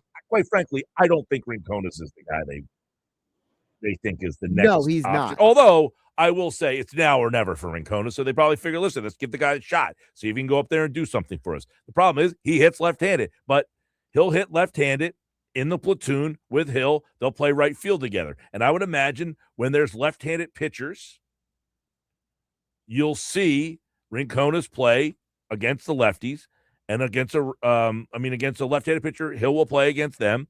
Against the righties, which you see most of the time, Rincones is going to get a good run here then. He has an opportunity to kind of win this job and make Garcia irrelevant. But I don't have a lot of anticipation for Rincones. My working assumption would be that they are going to do the Rincones, Derek Hill tandem for the next several weeks to get to the deadline. And then by the time we get around the August 2nd deadline, whether it's the day of or the few days before, whatever the timeline is, they're going to acquire somebody to play right field. I would think you have from now to the All-Star break these two guys. Can you two guys play platoon in right field? And if not, now I think they have to do something, anything. And I think listen, I can't imagine they think they're a World Series team with Gabriel Rincones and Derek Hill playing right field together. I mean, I certainly hope. No, and keep this in mind, too. You also need it looks like, someone to play center field or left field because they don't trust Crawford to play every single day. So I don't think their outfield menagerie is finished here. No. Because Crawford, you're already not playing against lefties, but you've been playing Marsh in center. So the question is, do you play Hill in center field instead of putting Marsh in center field? Okay. Because you've been playing Marsh in center field, right? And then you've been playing Edmundo Sosa, or Otto Kemp has been out there, Felix Reyes has been out there. So do you keep Marsh in left, play Hill in center? You're back to the same problem. Now you need a right fielder that hits right-handed. Yeah, I think this is where the Phillies, they're going to need to make they're going to make a definitive decision on Crawford moving forward. I think that's part of the but as Bob said, I thought Bob brought up a good point on Crawford. What he's doing now against right-handed pitching, why would you actually want to see him hit against lefties? He's not doing anything. His point is, and I thought it was good, what's the ceiling on Crawford? Not that you're right. Nobody's writing him off, but what is he, a 275 hitter at his best with no power? What does that guy do for you? He's Luis Arias. He's not that good. Well, I'm just saying, like, that's basically what you're saying is he's that kind of player. Yeah. He's not helping. I hate putting it this way. He's just not helping the lineup at this point. But even if we asked the question at the beginning of the year, if he had a really good year, what does that look like? 280? Because last year he hit, 330? So in AAA, he hit whatever. I think it was like 340 something. So whatever he hit in AAA, what does that translate to at this level? Right. And then what is that, 270, 275, 280? What is the best version of Justin Crawford giving you? So if you were saying this guy was an untouchable, can't trade him, wouldn't even think about it, now that you've seen him, yes, he's struggling, not writing him off, but let's say he improves. What does that guy look like? By the way, Rincones, this season's been hurt.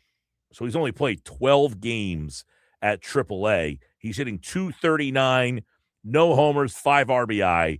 His on-base percentage is .345, so he's walked a bunch. In last season at AAA Lehigh Valley, he did play the full year last year at Lehigh. He hit .240, hit a .370 on base. That's a number that I really like. .370 on base, you could do something with that. He walked 80 times last year, so it appears that he does have good recognition of the strike zone. But guess what? Crawford, along with batting .334 last year, Crawford had a .411 on base percentage last year. Mm-hmm. So what was his batting average? .334 on .411 on base. So you're right. That's a great point that you bring up. Rincones last year, .370 on base. What is that going to be at the big league level? .310 if you're lucky? Right, because I'm saying if Crawford is almost let me see. The one Crawford's number, though, on base percentage this year is .291. The one number from Rincones that I do like, though, Josh, is the 80 walks in 119 games last year. He's walking almost not once a night, but it does say that his on-base percentage is very walk-heavy, which, it's obviously when you have a good on-base percentage, it's generally what happens. You're batting. But some guys have a good batting. His batting average is not great. .240 is just okay. But the .370 on base is telling you that he is walking a lot, and that's a number that at least might translate to the big league level. If you have a good eye, maybe you just have a good indication of what the strike zone is. That would be one thing about Rincones that would stand out to me so far, is that the on-base percentage being .370 with the 80 walks tells me, okay, maybe he has a good idea what the strike zone is. But not enough. I listen. I hate this. I hate to be the bearer of bad news. I just don't see Gabriel Rincones being the answer to their right field problem. No, he's not, because if your best attribute is you don't strike out a lot, that's not solving this team's problems. No, and by the way, this is what it says from the Phillies press release. It's what they're putting out there, meaning they're putting the highlight. When you get a press release from the team, they're playing the hits. They're telling you the highlights. Rincones is the number 6 overall prospect in the Phillies system, according to MLB.com, and he has slashed .239, .345, and .283 in 12 games with Lehigh after being reinstated from the injury list. He set an Iron Pig single-season record with 80 walks with a 943 OPS in 49 games from July through the end of the season. He has hit 18 home runs since the beginning of 2025, which ranks third among Phillies minor leaguers in that span. The question is, who are the other guys that have more home runs in that span? And then ask, what happened to them, right? Was it Otto Kemp and Weston Wilson? I was going to I say, saw Weston probably. Wilson's available, by the way. Good for him. Yeah. 609-403-0973. 609-403-0973. So I personally not all that excited about Rincon. Now, anytime a younger player gets an opportunity, you're excited for that guy. So I'm excited to see that they got a little new blood in here, and I hope he comes up and is like, hey, this guy flashed and hit a little lightning in the bottle. I don't see it happening. That's unfortunate because Philly's system right now just doesn't have a lot of help. We got the game tomorrow night. What did Chris Canty have to say about the series? We'll debate that on our Unsportsmanlike Moment of the Day coming up. I want to tell you, everybody, about my guy Rocco at Key Acura in Atlantic City.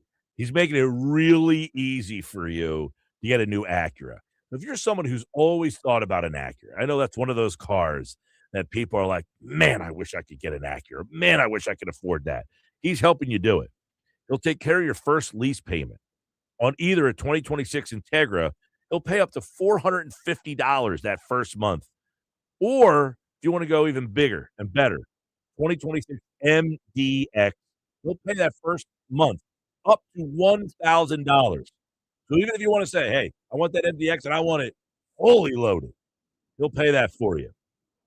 Receive a complimentary first month lease payment on either the Integra or the MDX. Go to Key Acura, Tilton Road in EHC to get the deal, or visit KeyAcuraAtlanticCity.com. Key Acura, the small but friendly dealer. See dealers for details. All right, coming up, by the way, over in the chat, there's Jim Fox. What's up, Foxy Brown? Says, you'll love those WVU uniforms today. Yeah, they are pretty sweet. You're like the 10th person who has texted me today about those uniforms, the old white with the navy blue. You like them? I hate the logo. The logo I'm not a big fan of. I don't know why but I'll tell you what, with these uniforms, those logos probably work better than the flying WVU. Angie checks in, says, anyone who listened to Stump the Sports Geek last year knows that music trivia is not Josh's strong point. Ask him anything else and he'll nail it. That's in reference to your one-hit wonder song. That's very fair. Listen, you're way better with the music than I am. I feel like if I ever went to name that tune, I would name Mike Gill. You're not asking me. No doubt. Jeff is watching on YouTube. Happy Friday, everyone. World Cup in Philly Sunday night. Stay cool this weekend. Anybody in the listening audience going to the World Cup game, let us know. Hit us up on the White Horse RV text board, 609-403-0973. More Bash on the way.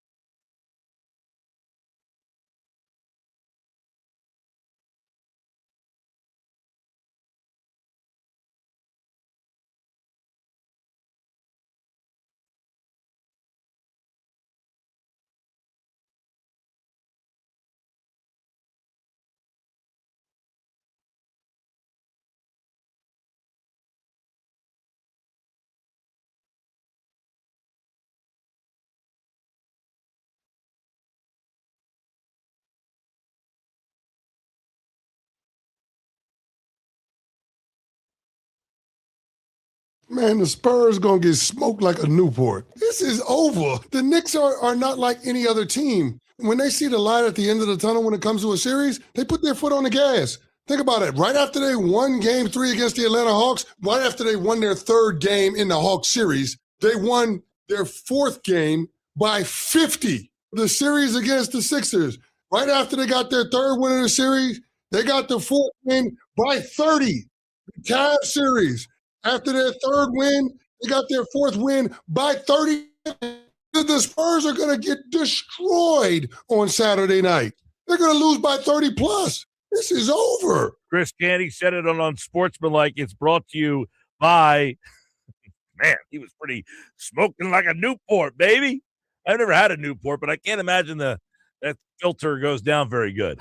You ever had a Newport? I had an aunt who smoked Newports all the time. Ooh. I've never smoked in my life, but I have had a lot of family members who do.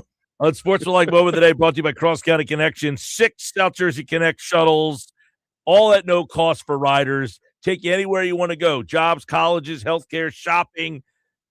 Call 856-229-7571. I don't know what to make of this. I like the fact that he stuck his neck out there and said they're going to get smoked like a Newport. But do the Spurs have the spine to stand up and say, not on our home turf?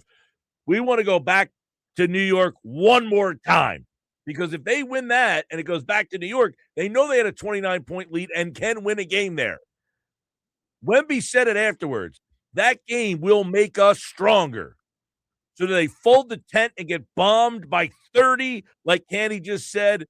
Or do we think they come to play tomorrow night, send this thing back to New York, make these people spend $8,000 for tickets again, and then send it back to San Antonio for Game 7, which would be next Friday night? I think the key is what you just said before, Mike. Will the Spurs? See, that's the key. I know Wemby's going to show up tomorrow night. What are the other guys? They've never been in a situation before. They've never been in a situation with their backs against the wall like this before. Castle, Harper, Shad Penny, these guys. It'll be interesting, Mike. I know Wemby's going to show up. Some people are suggesting that Harper should start for Fox. That would be an interesting change. Harper, some people believe, for the Spurs, has been the best player for them in this series. I mean, he has had some very clutch movements off the bench, so I don't hate the idea. By the way, there's one other name we haven't mentioned. Mitch Johnson hasn't been in the situation either before. Nope, and that was apparent on whatever night, Wednesday night. He was like a deer in the headlights on Wednesday night. All right, Sports Pass Live, 97.3 ESPN. By the way, do you know the All-Star Game is coming to Philadelphia? You know what else is coming to the area? 4th of July, they're going to be showing the movie The Sandlot at drive-in theaters all over the country, including at the Delsey Drive Theater in Vineland. The MLB has announced that they will be showing Sandlot at drive-in movie theaters all over the country, including Vineland, New Jersey, McHenry, Illinois, Blue Ridge, Georgia, and Paramount, California. They will air their hometown team's game after they show the movie The Sandlot. So you get Sandlot and then the Phillies game. A little drive-in theater out there in Vineland, Delsey Drive. MLB announced that today. We're Sports Bash coming up.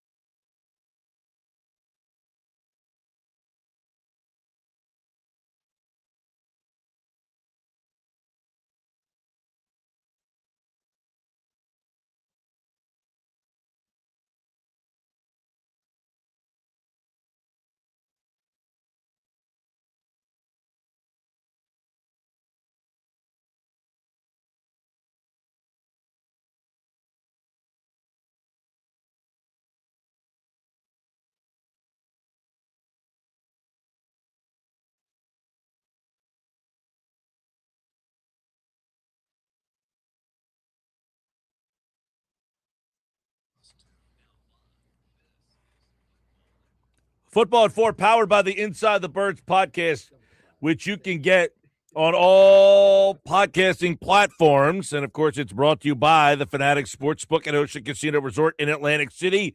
They'll have the Phillies there tonight. Big screens, big bets. Game day hits different at Ocean.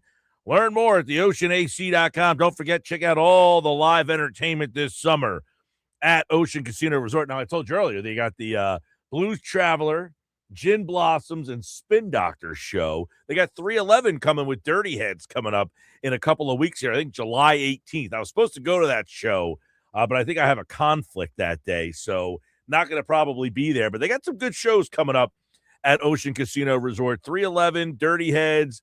We talked about the Gin Blossom. Somebody asked earlier about one-hit wonders, and it stemmed from him booking tickets to the Gin Blossom show with – that's actually the Blues Traveler. I think they're the headliner. Blues Traveler. Collective Soul is actually playing at Ocean Casino Resort as well. All right, we got football at 4. By the way, appreciate the football at 4 guys for all season, off season, and now into the summertime. We'll give you a lot of football perspective of what the Eagles are thinking about. We take a look back as the OTAs have just finished, and we'll dive into that right now with our buddy Adam Caplan from the Inside the Birds podcast. Adam, what's up, man? Mike, yeah, we're now 5 weeks away from training camp. The Eagles have shut down their off season, and now they get a breather for the summer. But as you said, we don't take a breather. We, in fact, we do every Wednesday night with our Patreon group, and we appreciate probably we've gotten a dozen or so Football at 4 listeners have joined over the years. We've noticed because we ask, how did you hear about us? And yeah, we've had some people who've heard you and I talk, or Jeff and I talk, or Andrew and I, or Andrew and you talk about our company, and they're with us every Wednesday night. We love that, and it's great, Mike. This has been a fun off season in that lots of twists and turns, and we're going to have an offense, Mike, that's going to look different. That to me is really the story. So let's get some takeaways from that right there. The offensive scheme, we only saw 2 days out there, but is the change evident? Mike, I told you when Sean Mannion was hired, it's going to look different, and it does look different. It's not that they won't use some of the same plays. Of course they will. You don't junk stuff that works. Like Kellen Moore talked about that when he took over. His scheme was completely different. His thought process was different, but they wanted to use some stuff that Hurts liked. And then when things weren't going well, they had to scale back a little bit. This scheme is West Coast. Now, we still think it's going to look, at least the passing concepts, Mike. Our thoughts were back in February that it would look more like McVay, and it sure does, being at the practice, not only this time, but just talking to people who've been there. You're seeing a lot of what we call minus splits or condensed formations, and what this does, Mike, because so many teams now are playing more man coverage. The more you play your receivers inside, the easier it is for them to get open. It's not easy, but it's easier because it's hard to press when the pass targets are lined up inside. You're going to see that. You're going to see some exotic formations. We saw some of that. You're going to see stack releases. I saw a burst motion, which the Eagles have never used before. That's a Sean McVay, Kyle Shanahan, more Sean McVay. When the receiver is lined up inside and right before the snap, he bursts outside. So you're going to see a lot of different stuff. But, yeah, you're going to see some stuff that every offense runs. Yes, you'll see short area stuff, hitch routes. That's in every NFL offense, by the way, not just the Eagles, which I find comical. Like, people think, like, Kevin Patullo only ran that because that's all it would work. No, every NFL offense runs those. But you're going to see a lot of formation variation. The quarterback's going to be under center, which we told you about back in February. You're going to see a lot of motion comparatively to years past. That's coming. And everyone should embrace this. It's going to look fun. I'm not telling you it's going to look great early on. I told you, Mike, back in early May, their offense will not look good in the offseason. I'm just telling you that. It wouldn't look good. It didn't. From a timing part of it and guys understanding where they're supposed to be, quarterbacks throwing on time, it's all new to them, although Andy Dalton is the one quarterback who did play in a version of this, a different version of the West Coast offense, though, but the West Coast with the Bengals many, many years ago. So I guess that would explain why Dalton maybe is getting a lot more or getting some second-team reps because he has a good handle on this. Maybe he looks pretty good in it because all of these quarterbacks, the timing is going to be big here. Big time. when you're running a West Coast offense, it's not like the North Turn offense, which is the power run deep passing. It's more 5 and 7 step drops. This is more 3 and 5. That ball, a three step drop is 1.1 to 1.3. 5 step is 1.5, and a 7 step drop is 1.7. So it's got to come quickly. It just has to. And folks, look, you're going to see it in training camp. For the season ticket holders, you're allowed to go to the Jefferson Health Training Complex. Huh. Mike, you're going to see some things. Oh, geez, what's wrong today? Well, they're learning this new offense. It's going to take some time. I kind of warned people their off season with Kellen Moore was not good in 24. Training camp was much better. There's got to be some patience, but it's good. It's going to be fun to watch the growth in it. It's eventually going to hit, Mike, at some point. All right, Adam Caplan, Football at 4. Let's go. We just kind of hinted at it. What about Tanner McKee's role here? Because a lot of people just assumed he's the backup. Doesn't seem that that's the case. No, it's actually this is there have been very few surprises. The offense looks like we thought it would look, but the thing that's just stunning is like, what is with this rotation? We touched it on in passing. Why are Dalton McKee rotating with the twos? Which Nick Sirianni confirmed that when the media has not been there, which has been most practices, the media's got very little look at their practices. You know, they just don't. When many years ago, you get the media here in Philly they'd be able to go to every practice, not anymore. But it has been a rotation between the two of them with the twos. It's really a stunning development. I didn't see this coming. But so it's happened. We want to know why. We're looking into this. The why is what we want to know. That it's happened as a story, but the real story is why. Why would you do this? Now you might be right, Mike. I know you were just saying in a passing. It's because Dalton's been in this offense before, or it's a derivative of it. Maybe. I mean, that's possible. And then also, Cole Payton's there, by the way, who it did show some arm strength, but unfortunately, there was a timing issue with his pass target, and the pass target went the wrong way, and Payton threw a pick. But he's a big dude. He is, by the way, number 10 in your program at quarterback. All right, let's look at the wide receiver group. Obviously, major changes here. In fact, wholesale changes, if you will. Only one guy seemingly from last year's group will be back, and that, of course, is Devontae Smith. Yeah, Wicks, so let's go for it. You mentioned Devontae Smith. He'll be their lead pass target. There'll be a distance between he and whoever's going to be the number 2 guy, which should be Mekhi Lemon if he's up to speed. But they made the trade for Dontavian Wicks. He's familiar with the West Coast terminology. They don't run the numbering system anymore. They're running the verbiage system, which is West Coast. He knows that system. He knows Sean Mannion. In fact, he did say, this is interesting. He's pretty tight with Ryan Mahaffey, the new tight ends coach. They were together in Green Bay. He said he's been a mentor for him, so that's really kind of interesting. Then you've got Hollywood Brown, Darius Cooper's back, and Johnny Wilson. By the way, I do want to mention he is really healthy. Hey, look, he's not a speed demon, but he really offers something in the run game. And let's not forget, he's over 6'6". He looked fine. He did look healthy. And Elijah Moore who had a good offseason. He's still a long shot to make it.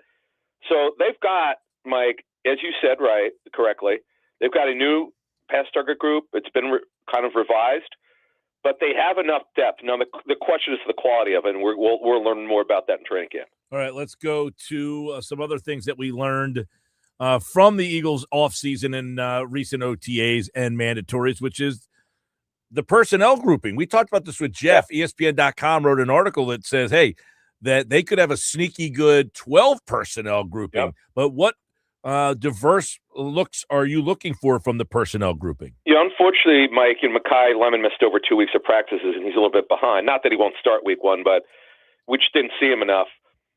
But when they go to 11 personnel, they'll run plenty of that. Smith, Lemon, and then Wicks. Then when they go to a faster package, you've got Smith, you've got Hollywood Brown, you've got Stowers, who could play the X position. He's a tight end, no question about it. But every NFL team will wind up lining a tight end at the X position. The Eagles did it with Zach Ertz when he was here, though he's not very fast, obviously. Goddard's done it. They've got a variety of formation variation. Then when they go to 12 personnel, Goddard, Munt is going to be the wide tight end. That'll allow Goddard to play the F position, to be the move tight end, or to go out for a pass. Stowers will play the F position. That's the Mike. That's the offset tight end that's behind the offensive line. You'll notice that the guy's about a yard behind it. That's so he doesn't take head-on contact because Stowers needs to learn how to block. Calcaterra's still there. And then Daquan Wright, he's a long shot to make it, Mike, but he can make it very interesting. He is the undrafted free agent out of Mississippi. He's a super freak athlete. He's number 45. I do watch him in Wednesday's practice, and Cam Latu's still there. So the good thing is, Mike, they could run a variety of personnel groupings. And I also saw some 13 personnel, which is 3 tight ends and 1 receiver. So that Wednesday's practice. Adam, let's look at defense a little bit here. Obviously, A.J. Epinesa, they brought him in. Yep. What about this group as opposed to what they had a year ago? Yeah, Epinesa's real. Look, he's technically an edge rusher, but you're not signing him to rush the passer. He's really not a pass rusher per se. He is a power end. That is in a 43 front, which the Eagles will run in nickel. They're a base 34 with 2 overhangs, but in nickel, you could play him inside a tackle. He's 6'6". Now, depending, Mike, on how much he weighs, if he's only 250 or 255, then he'll just be technically an edge rusher, but he's going to play the run. He's in there to play the run. He's a supreme run defender. He's a long shot to make it, Mike. They've got enough depth, but this is a competition thing in training camp. That's why they sign him. In fact, they're so deep at edge. With the Grenard trade, he replaces, obviously, Jalen Phillips, Jalix Hunt, Ebiketie, Nolan Smith. They're only going to dress 4. They only play 3. Joe Tryon-Shayenka, who missed 2 days of practice, he's not going to make it anyway if he does return. We don't know why he wasn't there for the final 2 days. Minimal guaranteed money in this contract. We didn't quite understand why he signed here. What he did, that kind of surprised us. But the thing is, Mike, they've got so much depth at edge. That's a good thing to have. And maybe, just maybe, Vic, Mike, might just start rotating a little bit more. We'll see.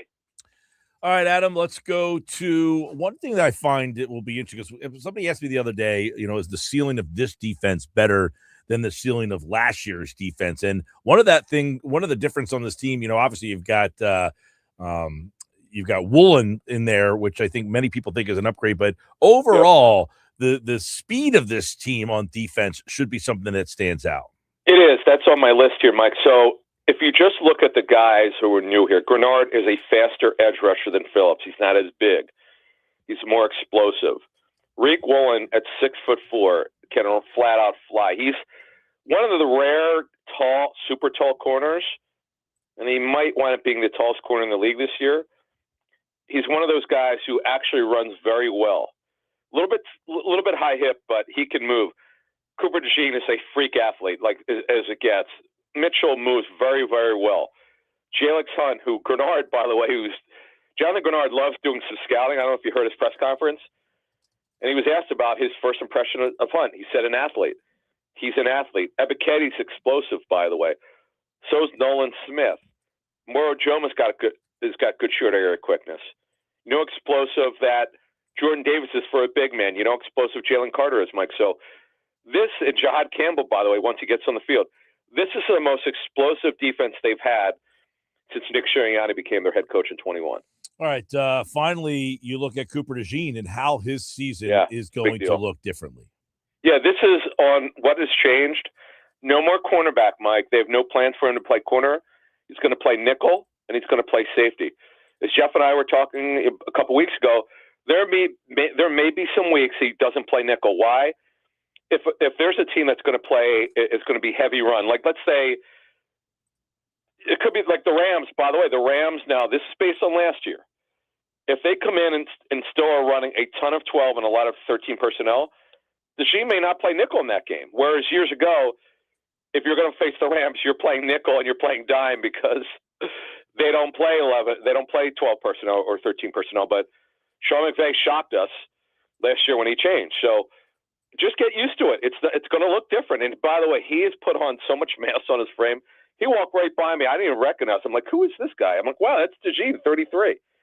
So he's put on a lot of muscle. He looks bigger. And this defense, Mike, is going to be fun. They're probably going to be some weeks, Mike. Let's be honest. There are going to be some weeks we're going to have to carry the football team. All right, there you go. There is a look back at the final takeaways from the Eagles offseason. And of course, what'd you say? 5 weeks to training camp? Man, that sounds I like wait it's right around the corner. I mean, it should be around the 24th or 25th. You know, they can't practice the first day they report. They could practice the next day. You know, you got the first 5 days you can't do anything. It's very light. It's the acclimation period. You know what's funny? And this is like an annual thing for me. When Andy Reid was here, before they changed the rules, is that you could actually hit the next day after your report. Like they used to do that, but not anymore, unfortunately. Well, we look forward to it. Have a couple weeks off with the offseason for the Eagles fans, but they will be back in training camp in just over a month. We'll be all over it for Football at 4 right here on the Sports Bash. Thanks, Adam. You got it. Thank you. All right, Adam Caplan, everybody, here on the Sports Bash on a Happy Hour Friday. We got some people texting in on our Happy Hour Friday, letting us know what they're happening. Chris in Northfield says, Happy Hour Friday, ramble through the bramble. 5.8 sour, says he got it over at White Horse Liquor in Absecon. You know, I feel like I know this name, Ramble Through the Bramble. Josh, are you familiar with that cold one there for a Happy Hour Friday? Ramble Through the Bramble. I'm going to look it up. I'm not familiar with it, but it sounds very interesting. It's a sour though. That's not my style. Yeah, I drink everything, so I would definitely sample that for sure. Ramble Through the Brambles. There we go. Three Brothers Brewing Company. They usually make good beer. Is what it looks like. Three Brothers Brewing Company. There's two of them. There's another one that is from Von C Brewing in Norristown. I would imagine it might be that one. Yes, it's a suited a sour. So it's that one. It's the Ramble Through the Bramble, Norristown, PA. So we got that one down here. All right, Chris. Well, enjoy that, bud. You could have the sours. You buy a 6-pack of sours, they're all yours. Thanks. Appreciate it. Sports Pass Live, 97.3 ESPN. I want to kind of quickly hit on some of the things that Adam talked about. The major offensive scheme changes are evident. As he said, though, that doesn't mean they're not going to use some of the stuff that they did before. Nick is still here, and Nick still might say, hey, these are things. And by the way, Jalen might say there's some things that we used to do that I want to keep doing.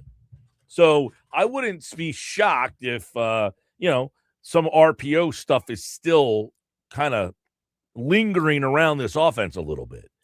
I wouldn't be shocked, but I would just kind of follow up to you with that, Mike, and ask, is the Eagles' experience with what happened in 23, 24, 25 going to dictate maybe them saying, you know what, let's try to get as much away from the past as possible?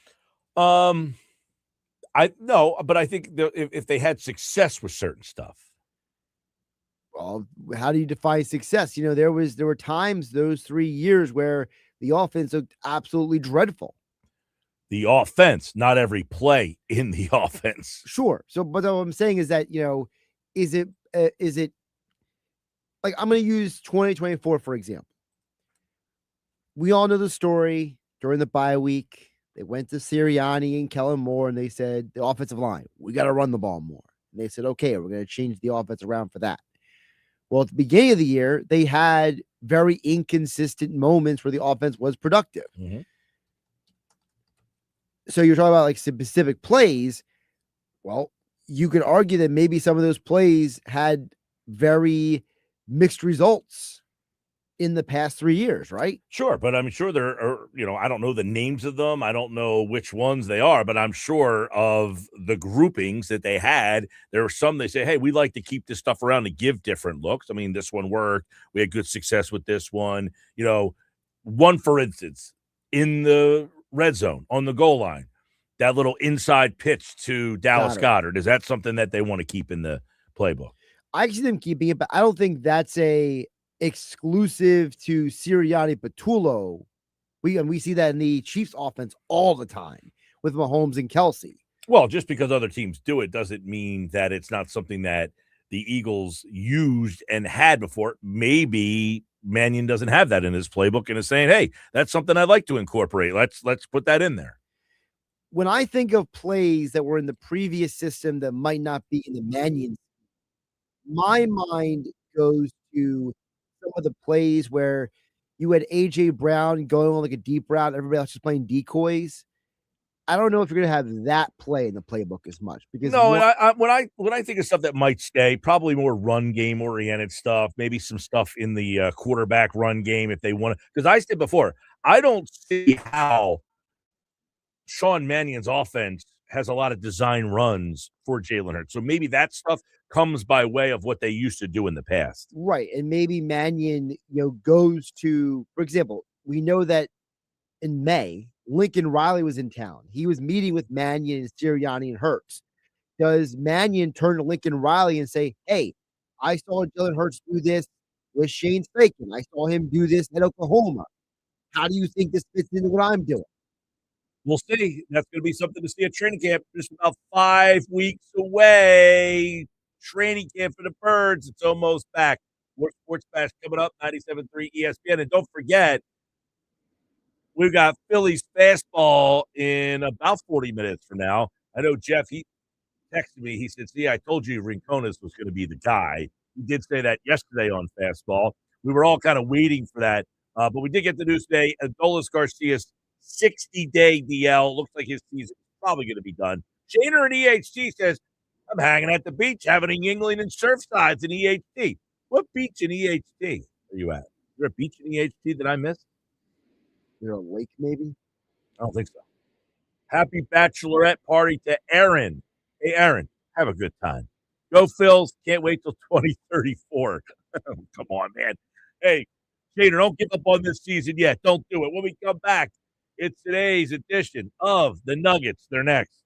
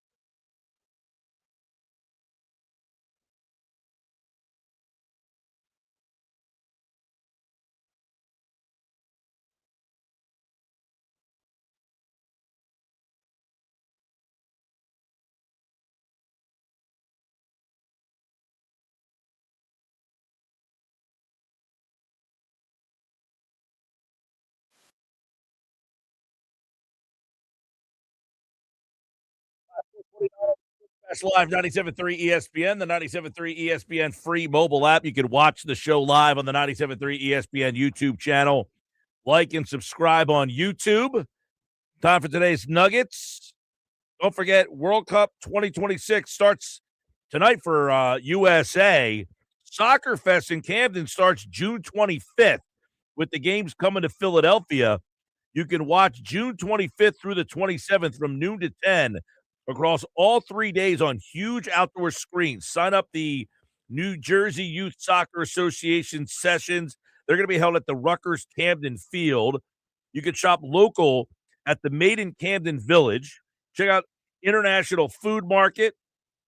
Check out South Jersey's award-winning wineries and breweries, live music, and more. Take the Patco to the City Hall station or take the New Jersey Transit River Line. Register for free in advance. Soccer Fest 26.com. Nick Earnshaw's back with today's Nuggets on a Friday. Talked to Nuggets earlier today. I'm looking forward to today's Nuggets here. What do we got, Earnshaw? What's going on a Friday? Oh, it's a busy Friday. Look, you just mentioned it. U.S. plays Paraguay today, 9 p.m. tonight. Little soccer action. I'm going to have to mix that in the television. I know yesterday, was it yesterday? You had some real good clicker and remote game the other night. So, might have been Wednesday. But yeah, you got soccer on tonight. You got the Miz pitching against you if you're the fighting Phils. But guess what? Adolis Garcia ain't gonna see him, Mike. That comes out earlier today. We were kind of waiting around, right? We're waiting around. What's the severity? What's gonna happen with Adolis Garcia? I wasn't expecting 60-day IL, and it comes out earlier today that he is heading to the 60-day IL. Gabriel Rincones, like we talked about the other day, he is called off from AAA. Derek Hill's reported to the good club, that's Dave Dombrowski likes to say, and Stuart Baroa on the paternity list. So there you go. That was from the Philadelphia Phillies earlier today. So nugget number one is, and I heard you earlier before the break coming into the Nuggets say Shaner's out for Adolis Garcia. The season's over. I mean, I think the season might just be getting started. This might have to force Dave Dombrowski to make a decision here, Mike, to either go for it or just stay being a good club. So, well, by the way, just some breaking news here. Andrew Painter will not start the game tonight.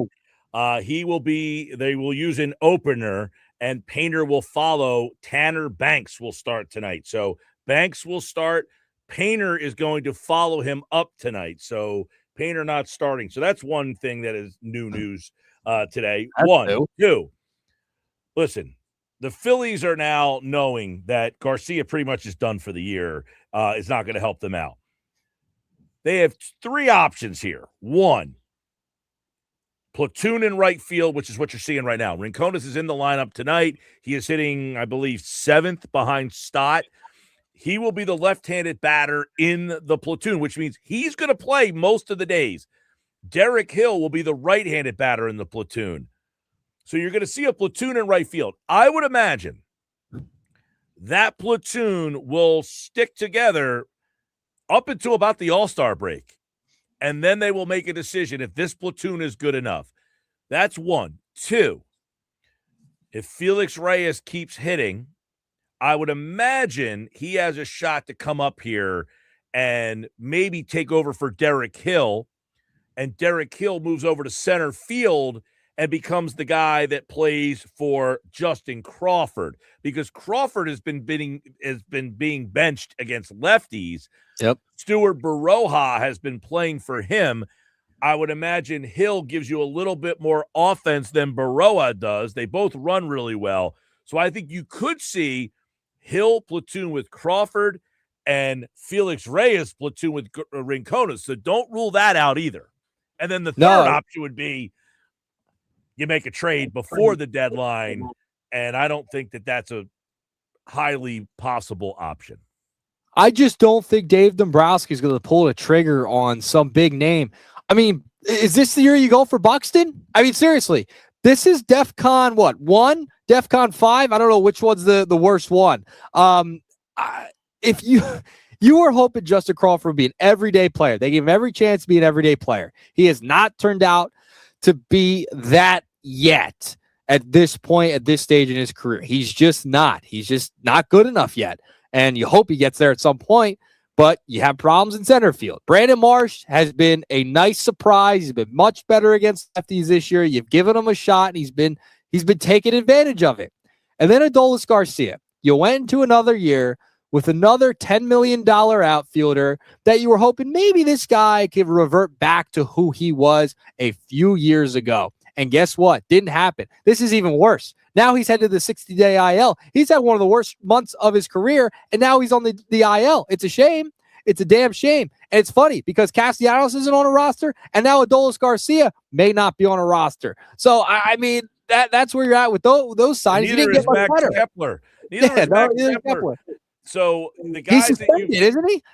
Yeah, but he did sign. Actually, I take that back. He signed with Arizona, but you've paid Garcia $10 million, Kepler $10 million, and you're still paying $20 million to Castellanos. You have put $40 million into outfielders, and none of them are playing. Think about that. Just think about that. All those players. Then you signed Whit Merrifield, cut him after half a season the other year when Bryce Harper asked for him. I mean, they have struck out and wasted so much money, so many at-bats on these guys who make zero impact. None. Zip. They are a detriment to your roster, and they keep trying to put a Band-Aid out there when it's a gigantic gash out in right field. It's a gash. They're putting Band-Aids on it. It's still bleeding out there. All right.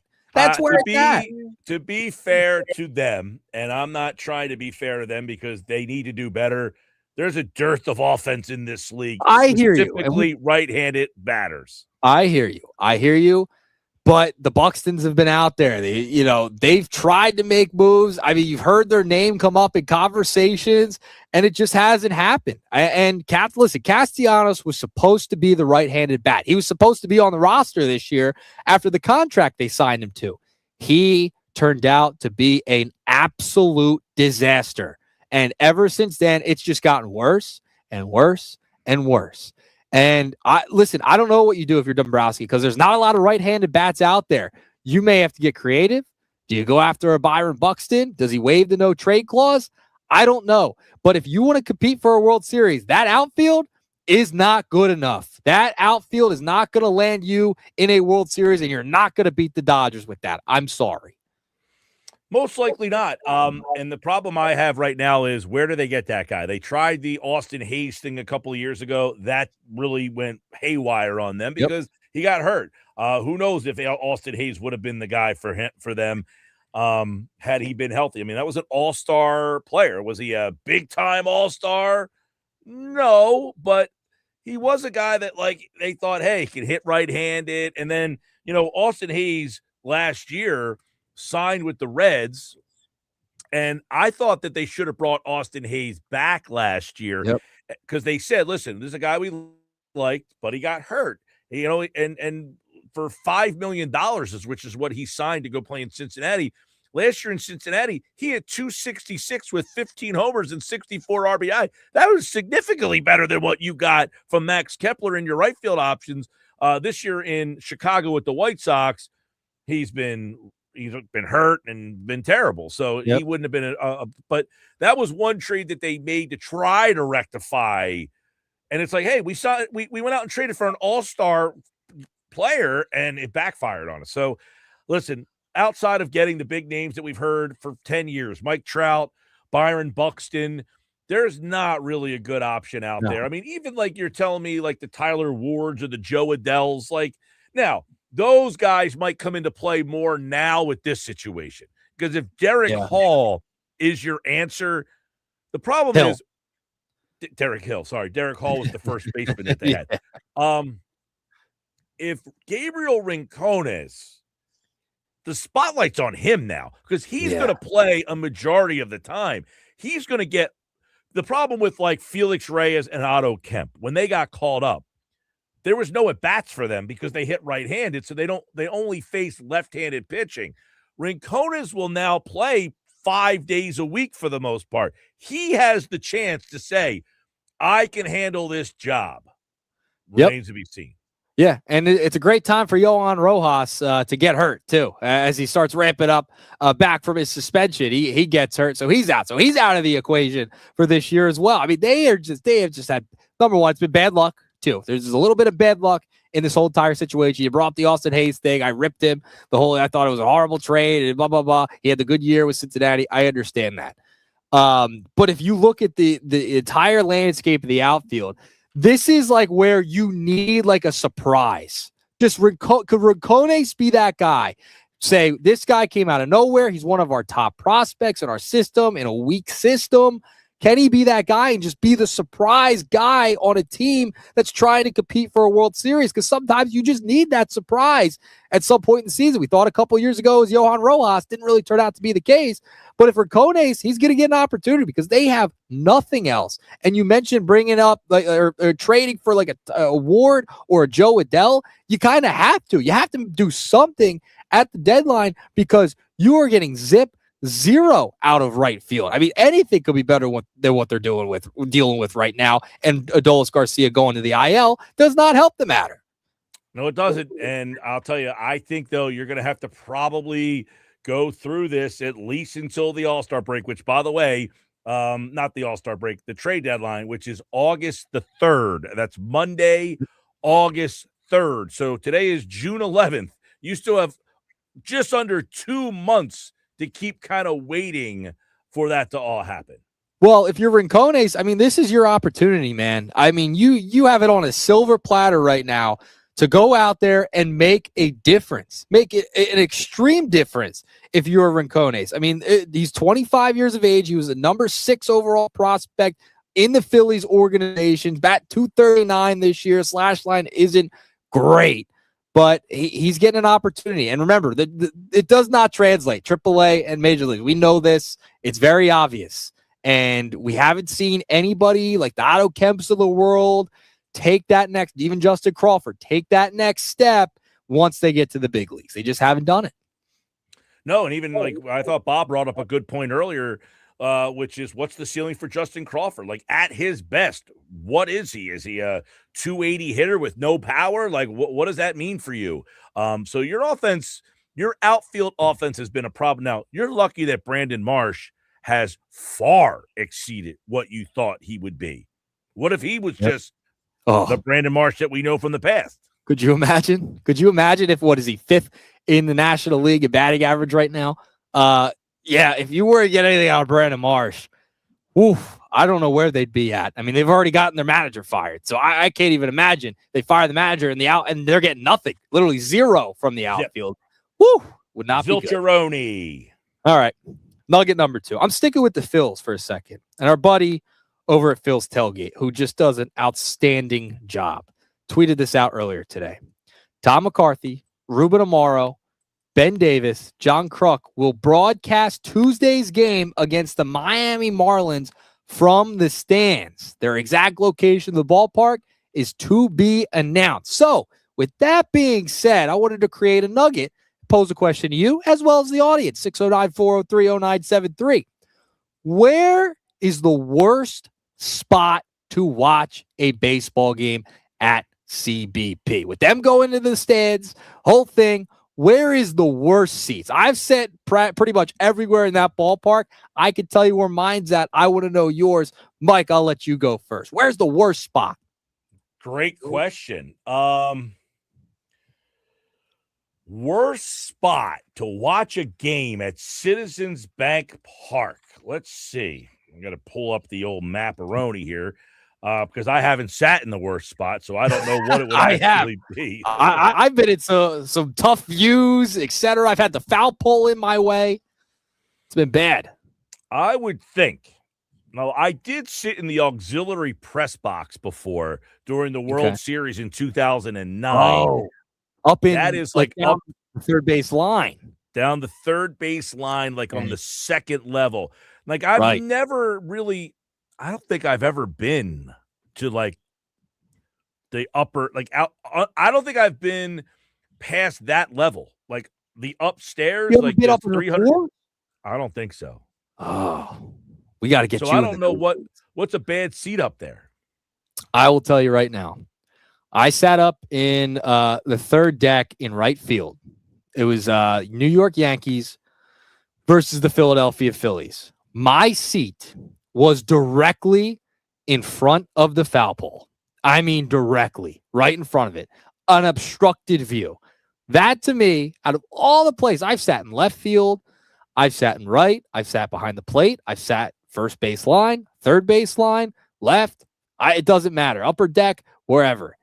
That in right field, third deck, it might have been like 16 rows up, directly in front of the foul pole, is the worst seat I've ever sat in that ballpark.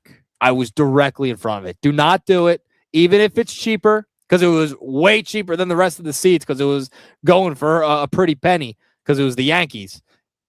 That is the worst spot, in my estimation, right in front of the foul pole. Jeff in Ocean City says the seats in center field bleachers are the worst. There's no shade, and you're far from the action.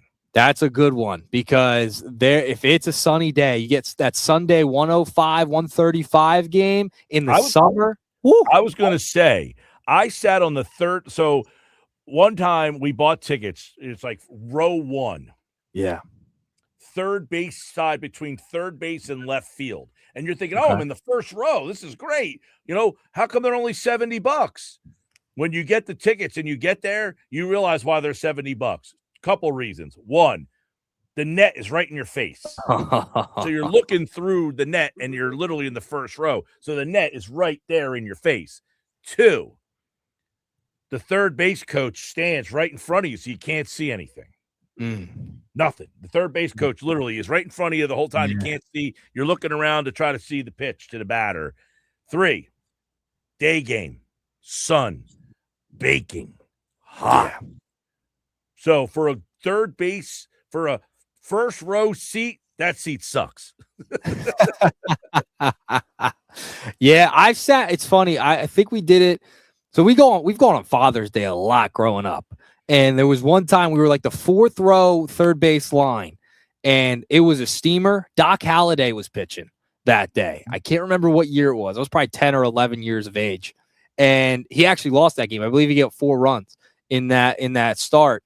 And yeah, I remember, like, you couldn't really see the whole field because you're so low, and you had the third base coach in the way. The ball girl's right there. She's kind of in your way a little bit from the angle we were sitting at. So that one's a little rough. I love, my favorite one was when McCutchen hit his, I believe it was his 300th home run in left field bleachers. Oh, we were like probably 5-6 rows up. Favorite spot in the ballpark. You could see everything, the entire field, and then you could maybe catch a home run. And we nearly caught the home run. I mean, it landed 2 rows behind me. 2 rows. It was on Father's Day. My dad had the beer bat we talked about yesterday. Got on the beer bat for the Father's Day, and we almost caught Andrew McCutchen's 300th home run when he's with the Pirates, like what, a year or 2 ago? Yeah, I guess it was 2 years ago when he did that here. Yeah, I mean, I don't look. One of the things about, and we had Kevin Cooney on when we do the Cooney Report on Tuesdays, and we talked about this, like what ballpark, like the Phillies, they probably won't be looking to get a new ballpark. This might be a ballpark that we're talking about 50, 60, 70 years from now.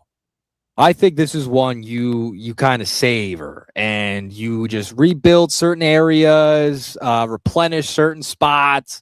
That's what you do. This one, I think people, and when you talk to people in different states and you go to a different ball game and you say, oh, what ballparks have you been to? You just get talking to random strangers. Like when I was in Boston, New York, etc., all of them have said Citizens Bank Park is one of my favorite ballparks. Like CBP is a destination ballpark now from that specific era. Like that is going to be one I think sticks around for a long, long time. I think so. I think the Phillies, the one thing I will say, from when that ballpark opened to where it is now, the amount of stuff they have stuffed in that place is unbelievable. Yeah, it's ridiculous. All right, before I get out of here, like there is no corner of that place that doesn't have something in it. Yeah, no, it's awesome. You got the wiffle ball out in the outfield. I love just doing the lap. I love getting there early, doing the lap, watching batting practice. Great. Love doing that lap. Oh, it's awesome. It's outstanding. All right. Final nugget. What are you doing for the game tonight? You gonna watch? How's the TV gonna be set up? Are you going soccer on the TV? You flipping back and forth because that doesn't start till 9. You got the Miz against the Phillies. Do they even get a run tonight? I mean, what do we got on the television for Mike Gill and the viewing? You said, what are you doing for the game tonight? Yeah. And I'm thinking there's only the Phillies on. There's nothing else on. What do you want? USA. What time's that game? 9:00. Paraguay. Come on. Yeah, I don't have a lot of interest in that. I probably will flip to it. I will. Listen, as a non-soccer guy, I'll watch USA in the World Cup. How about that?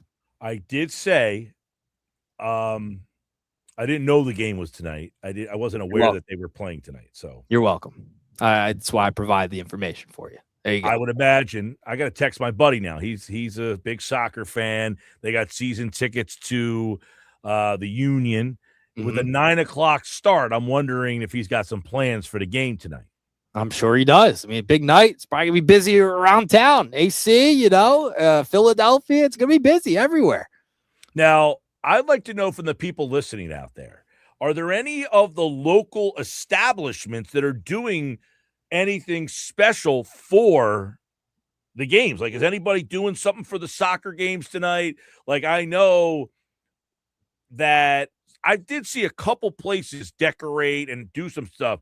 Where's the place if I say, you know what, I do want to go out tonight, but I want to go with people that are into the game? Where do I go? Where are you going to watch the game tonight? Let me know. 609-403-0973 on the White Horse RV text board. There you go. I might have just helped you find plans in the next hour. How about that? Maybe during Phillies I didn't even know about it. So let me know who's doing something special for the game tonight. Yeah, I got man cave. I did something for the soccer game. I went to watch USA. It was like 9:00 or 10:00 in the morning at St. George's Pub in Brigantine, and they closed. Damn. They're out of business now. Well, although I heard some news coming there, something pretty cool. Check out our website for the details. See you, Nugs. Later.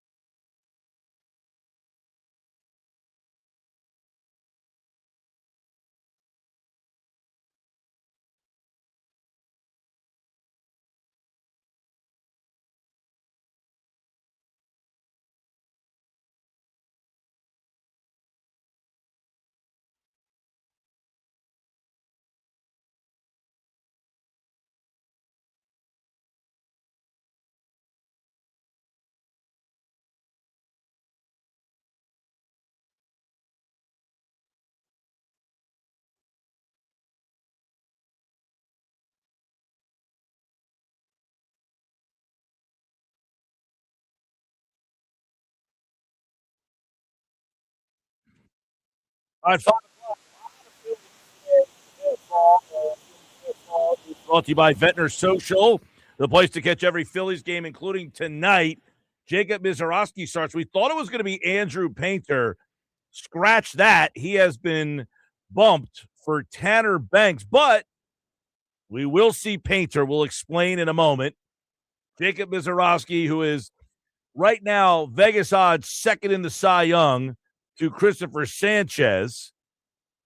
We do have news on the Phillies with Adolis Garcia, and the lineup is out. So let's break it all down with the guys. Oscar Budajin, longtime play-by-play voice on the Phillies Spanish Baseball Radio Network. Jeff Kerr has covered the Phillies for multiple seasons, and he does again this year for 97.3 ESPN. We are Phillies Fastball, and we join you right now for a look at this weekend series. But, boys, we got a lot of news. Let's start with the Adolis Garcia stuff. Jeff, Gabriel Rincones is up. He is in the lineup today, so we'll start right there. Tell us a little bit about Rincones and what we should expect from him. I know you mentioned he was the most likely guy to get called up. Yeah, I was being nice for most likely. I just didn't want to reveal it was going to be him. But look, he is here to pretty much platoon with Derek Hill in right field. That is his job. Derek Hill is a better defensive right fielder than Gabriel Rincones, but Rincones is here against right-handed pitching. He had 18 home runs last year. He didn't have a single one against a lefty. They were all against righties. He is strictly a platoon bat. We all thought this was going to be a possibility back in February, back in March. I know Oscar and I even talked about this during the offseason. Mm-hmm. Like, it wouldn't have been surprising if Gabriel Rincones was called up at some point this year. We just didn't think it would be under these circumstances. Obviously, I'll let Oscar talk about Adolis Garcia and what a huge loss that is, but 60-day IL, not good. Yeah, Oscar, what do you got on the loss of Garcia? Obviously, he wasn't hitting, but he did play a very solid right field, which, that gets lost in the sauce, but he was not giving this team much offensively. Although he was around recently. And I also believe he was a very positive presence with his positive attitude in the clubhouse as well. Look, to me, it's a big loss. It's a big loss because you have an athlete, you have somebody that plays outstanding defense. He started hitting a little bit more for power. We know that his performance overall for the year was not good enough, and we're just trying to find a way to replace him. I mean, Rincones, as Jeff was saying, it's a big power bat, 18 home runs last year, 799 OPS. He hits well against righties.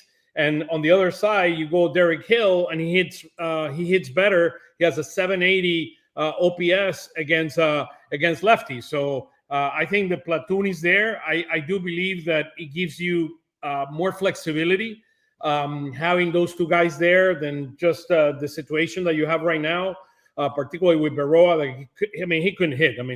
He was there for his defense. So I think there's a little upgrade from a Berroa standpoint, but I do believe that the Garcia, we're going to feel it. I do believe this team is going to feel the loss of Garcia. He's an experienced power bat that at least he was not hitting. And when he started hitting in the last 2-3 weeks, his presence was felt and he helped the team. This thing would look so much better. This thing would look so much better to me if Adolis Garcia didn't get hurt, because I was kind of told that they were looking at Derek Hill last week. So if they were looking at Derek Hill when Adolis Garcia was healthy, you put in Derek Hill as the fourth outfielder on this team, you kind of fix your bench a little bit. Now you're kind of, and you can sit Crawford. You can sit Crawford against lefties, tough lefties. You have Derek Hill there, and what happened? You don't have to experiment with Mundito playing left field, with Sosa playing left field. So I do believe that we're going to be okay, at least for the short term. There needs to be a fix. Somehow, some way, we need to have a much more productive outfield beyond March in center and in right. This is the story. Yeah, that's the story, Oscar. You nailed it. They have no outfield depth. This is what they have to resort to. They have no one AAA. AA, Dante Nori's hurt right now. So and you weren't calling him up anyway. Like, you just sent Pedro Leon down to AA. That just shows you what their outfield depth is. I saw Brian De La Cruz. He was hitting Brian De La Cruz over the last 15 days. He was hitting around the 800 OPS mark. So he could be an option. He's an experienced guy. He's playing better than Carlson. Carlson is not doing it. You know he's barely hitting 200. He's a better option than Felix Reyes too, because Brian De La Cruz can actually play that role of he doesn't have to play for a week. Yeah, Jeff, tell us about Rincones. I mean, 25 years old, still playing AAA. He's been hurt. The numbers don't jump off the page. There's one number to me that jumps off the page a little bit when I look at Rincones, and that is his on-base percentage because of his walks. He walked 80 times last year. That tells me maybe he has a good idea of the strike zone. That being said, I'm not all that excited about Rincones. Should I be? I wasn't that excited about him last year, to be honest. I like Gabriel Rincones a lot. I thought he hit really well in Reading. I thought he hit well in Clearwater and Jersey Shore. It's AAA pitching's a different animal. As Oscar knows, everybody knows. He struggled to put contact on the baseball, but he did walk a lot, and he did hit for power. And he was really good against right-handed pitching. So that's where the whole platoon thing came in. Is it something that's going to be like, oh, man, this guy's going to save the season? Probably not, but this move was coming at some point. I always thought if there was going to be a prospect on this team that was going to come out and help them outside of Andrew Painter or Justin Crawford, it was always going to be Gabriel Rincones. Would you have rather have seen Rincones in a platoon like they have now, or give Felix Reyes and just say, go play right field? I'd rather see Rincones in the platoon. Oscar?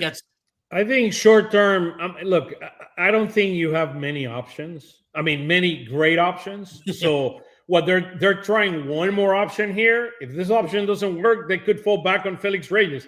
I'm telling you, if Felix Reyes comes up, it's very similar to Crawford. You got to play him every day. You cannot sit him down 4 or 5 days and expect the guy to hit. I mean, hit him fourth. And then sitting down on the bench. This guy needs at bats, and when you give him at bats, he's hitting AA, he's hitting AAA. And this guy could potentially hit in the majors. I do believe that Felix Reyes is a really, really good bat. And he's not a great defender, but I do believe that the guy can do a serviceable job. I think they're trying. I do believe this is the Rincones opportunity for him to show what he has. Once he hits home runs, you're going to remember them. His home runs they go really, really far. So get ready for big-time home runs. Clearwater 2 years ago. Also, Oscar, I don't think right now is the right time to bring up Felix Reyes anyway. He's in a really bad phone control. But AAA, as I say that, by the way, he just hit a 2 RBI single. They're playing the completion of a suspended game. But he hasn't been hitting this month. But now is not the best time to bring him up. So big picture, by the way, the lineup is Schwarber, Turner, Harper, Marsh, Bohm, Stott, Rincones, Real Muto, and Crawford. Tanner Banks is starting. We'll get into that here on Phillies Fastball in just a second here on the Sports Bash.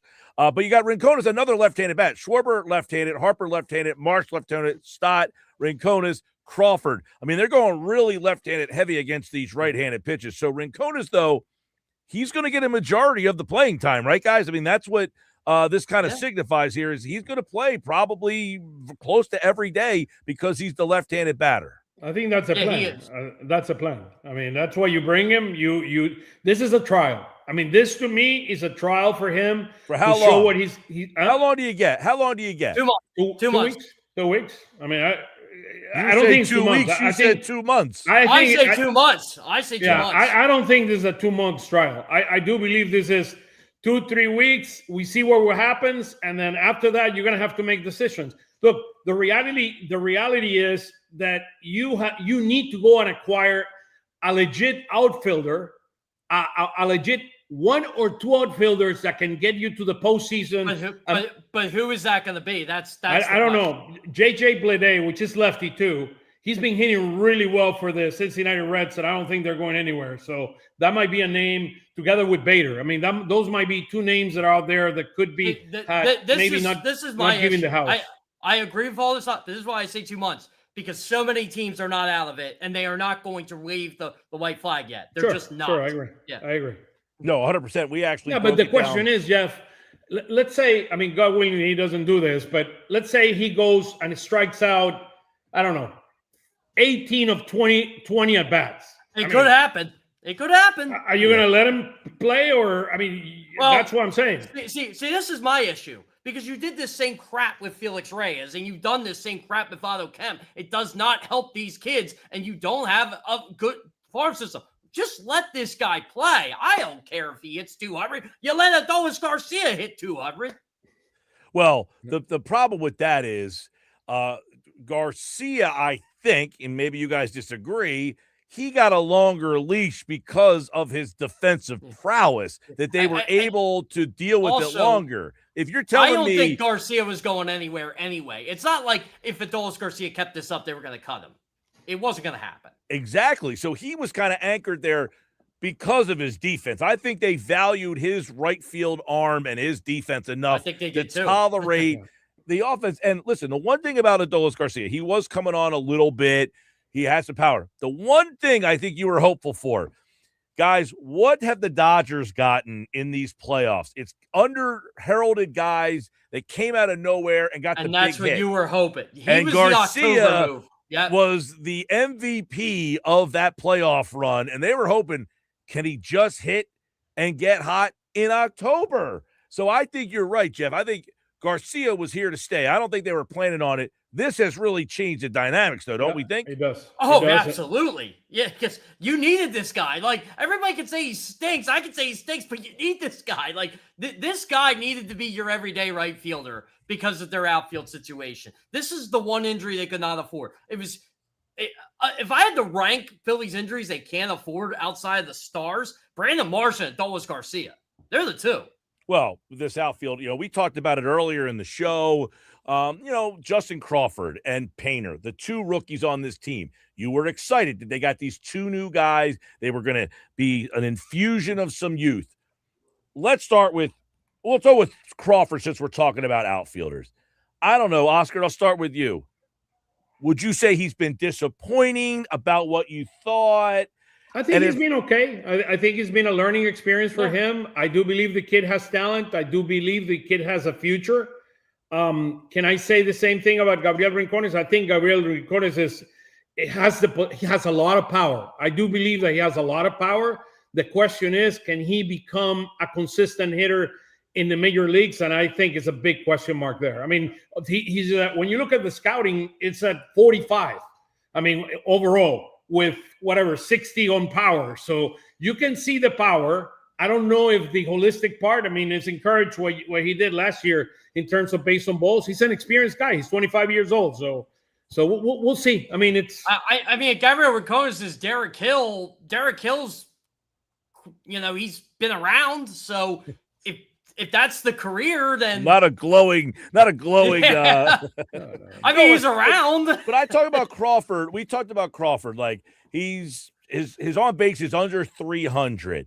He hit 335 last year. He's over 100 points lower. His on base percentage is about 100 points lower. What is he at his height? The Phillies have to take that into consideration. I think this is a 280 hitter, 275, 280 hitter with a 330, 340 on base percentage that has speed and that potentially over time will be able to be a very dependable center field. We've seen the plays. You just need to be patient. Crawford was your first round pick. This is a first round pick with pedigree. I do believe Crawford is going to be a player. He might not be the leadoff of this team, but he is going to be a very productive player for the Phillies. Okay. People hate when I do these comparisons, and I will compare every Phillies player to the godsend Chase Utley, because Chase Utley was not a good player his first 2 years in the major leagues. What did Chase Utley become? If the Phillies would have given up on Chase Utley in August of 2004, can you imagine? Like, they let this guy play and they let this guy figure it out. And like Oscar said, Chase Utley was a first-round pick. Justin Crawford was a first-round pick. You can't judge a player after how many games? 60? He's played 60? Guys, there. Yeah, he's gonna have a month where he's gonna hit 300. You guys know it's gonna happen. Look, well, it started. He started off Chase Utley very good. hit 275. Chase Utley in his career, he hit 275 with an on-base percentage of 340, which are exactly the numbers that I'm giving you. Yeah, and he has the ability to steal bases. Well, a lot more power though. But Chase Utley, his first 2 years in the league, he was a 230 hitter. Like he wasn't really anything. He just kind of was there. Well, let's and I only asked that question first because we were discussing earlier whether or not the Phillies. I said with Crawford, I don't think they rushed him. He had already proven that he had dominated at AAA. There was nothing for him to prove. The other question, though, with Painter, did they rush him? Should they have got a guy to compete with him and started him at triple? I don't think they should have started Crawford at AAA. He had nothing left to prove. Yeah. But do we think that Painter had more to prove before they handed him? They should have added depth at starting pitching to compete. That's with him. the point. I agree. That's a point. But look, it's fine. I mean, again, did I say Shane Victorino, or I said Chase Utley? You said Chase Utley. I was making the comparison to Shane Victorino. I mean, Shane Victorino in his career, he hit 275 with a 340 on base percentage. If you ask me where I see right now Crawford, it probably has Victorino had a little bit more power than him, but I see him in that range right now. Well, remember, Shane developed that power too. Remember when Shane came up, he didn't have that power. Yeah. He developed that over time. So that's what I see right now. Could he be better than that? Potentially. I mean, I do believe Crawford has a lot of upside. With regards to Painter, I agree that he could have had more chance down, maybe half a year, maybe a few months down. I don't think you had the option though. The problem you had is you had to give up on Ranger Suarez. You did not trust our dear friend Taijuan Walker. So they said, you know what, let's give the Rook a chance, and here we are. And what they're doing now is what they pretty much said he can't be any worse than Taijuan Walker. But that was predicated, correct me if I'm wrong, that they didn't go out in the offseason and bring anybody in. No, they didn't. They didn't, and that was the problem. And you know why? Because you were paying Taijuan Walker $18 million. Exactly. Right. And $20 million to Castellanos. Yeah, that's the thing. You're paying $38 million to two guys that aren't here. Right there is your problem. Well, Painter, it seems that they thought, because Crawford maxed out. He crushed AAA pitching. There was nothing left for him to Crawford, prove. like you said, Mike, he had nothing left to prove. Painter did not have a good year last year. So for them to not challenge him and just hand him that job, I think that's maybe where – look, because he's 1-7 with an ERA in the 6s. Where do you go from here if he keeps struggling? What I didn't like what they did with Painter, too, was the whole July-ish thing. And then Dave kind of backtracked that. Backtracked it. Did I say July-ish? That was ugly last year. Last year. Yeah, because it was around this time. And I remember I was there his first start. His first couple starts, I was in Lehigh to watch him. I literally was told it's going to be about 6 or 8 starts and he's coming up. Well, that never happened. By the way, I don't have a problem with Andrew Painter as long as he keeps his confidence. If he loses his confidence, you have to take him down to AAA. As simple as that. But I see him pitching out there and he's fighting. I mean, so as long as he does that, I'm fine. What's the message tonight that, hey, you're not starting the game. You're going to follow the opener. Does he have a migraine? I mean, that's what they're doing with a lot of pitchers. They don't let him pitch the first inning and then they bring him back. Milwaukee does that all the time. You know what my message is? Look at the top of Milwaukee's lineup. Look at the 3. Yep. That's what I think the message is. Let's get Tanner Banks to get Christian Yelich and Jackson Chourio and those guys out, and then we'll go to Andrew Painter. Possible, but if you're a stud starter, you don't get that treatment. I mean, but is he a stud starter right now? Not right now. No. Which is funny because we were talking about this earlier. The matchup tonight, you got Misiorowski, a 24-year-old guy who is in the Cy Young conversation. Your guy, we're talking about sending back to AAA. This is a tale of two young arms, which is just the nature of football. And I think Andy Painter's got too strong of a head for this. But I'm just telling how I would think. Well, I want to face that guy mano a mano. Let me ask you this, Jeff. You cover a lot of minor leagues. What was his season like last year? His mindset of going through, because he struggled at AAA last year. He did, and I think things kind of cleared up for him when that July-ish timetable just kind of went away, because I think he kept hearing it and he wasn't tackling it, but he wasn't avoiding it either, if that makes sense. And then I think when it was, okay, that's gone, I'm going to be here, let's figure this stuff out. And I think that's when he was better. And it was such a weird year last year because he would pitch really well for 3 or 4 innings, and then he'd get to the 5th and he'd give up a home run. or his command would go away. That's usually what would happen. Look, this is a guy that has been successful throughout his entire career. High draft pick, a guy that was portrayed to be kind of a superstar pitcher, and the Tommy Young got him off. But but he has Scott Boras behind him. He had the Phillies organization behind him. This guy's going to be a stud. I mean, it's just a matter of time. The question is, from now until he gets there, what is the best path? That to me, as long as he doesn't lose his confidence, I'm keeping him up here. Because what happens is, if you bring him down, he's going to feel all bad and all that. Look, put him in a position where he can be successful. I think Mattingly, what he's doing today is, I'm going to try to win this game no matter what. I know who I'm going against. And by the way, Milwaukee's a really, really good team in addition to Misiorowski. They might be your favorite team, Oscar. They might be your favorite team in all of baseball. I mean, them and the Cleveland Guardians and the Small Rays. market teams that they know how to play. Do it. They know how to play baseball. I mean, win no matter how. They find a way to win. You know what my biggest issue with Andy Painter was over the last couple of years? I have buddy who used to pitch in the minor leagues, and he had Tommy John. And he told me right away in March of that year, he has Tommy John. Why are they denying this? Why are they delaying the inevitable? And they just kept doing it. And then he finally got the surgery in July.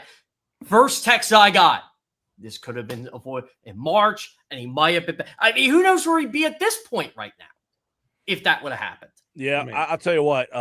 This is unfortunate for him. I mean, he's 1-7 with an ERA in the 6s. If he, continues to just not pitch well, do you say go back, get your head on straight from now to the All-Star break, and hope to help us out for the stretch run here? Is that a possibility? It's a possibility. I mean, the question is he going to be in a better position being in AAA or in the majors to be able to get himself right? That is the other question. You have a lot more resources here than you have down there, but you have less pressure down there, which is those are the complicated parts, the dynamics that I think everybody's evaluating. I do believe this kid has the right head to be able to get it going, and let's see what happens today. I mean, it'll be interesting. Last time he had the migraine, he came in and he pitched wonderfully afterward. Hopefully he will get that same version of Andrew Painter again. All right, boys, Phillies fastball. It's a good weekend. After this series, I don't know if you guys looked at the schedule, but from now up Gets until a lot the end easier. Of, Marlins can play, man. The Marlins can pitch. Not a lot of National League East games coming up. Marlins, Mets, Nationals. You have a lot of them. And then you the got Mets again. Pirates. Yeah. You got Pirates, you got Royals, you got Tigers. So a lot of bottom And then I think it's the break. If I'm right, after the Tiger series, it's the break. Yes, that up to the Royals and the Braves are the Royals and the Tigers are the last two, then the break. So you got a lot of teams that are just kind of sitting in the middle or the bottom right now after this Milwaukee series. So hey, Mike, by the way, if you need a dad's present, I mean, you want to tell your wife or anybody in the family to go get a dad present, go to Foley's, the Philly Sports Shop on 22nd and South. They're the best.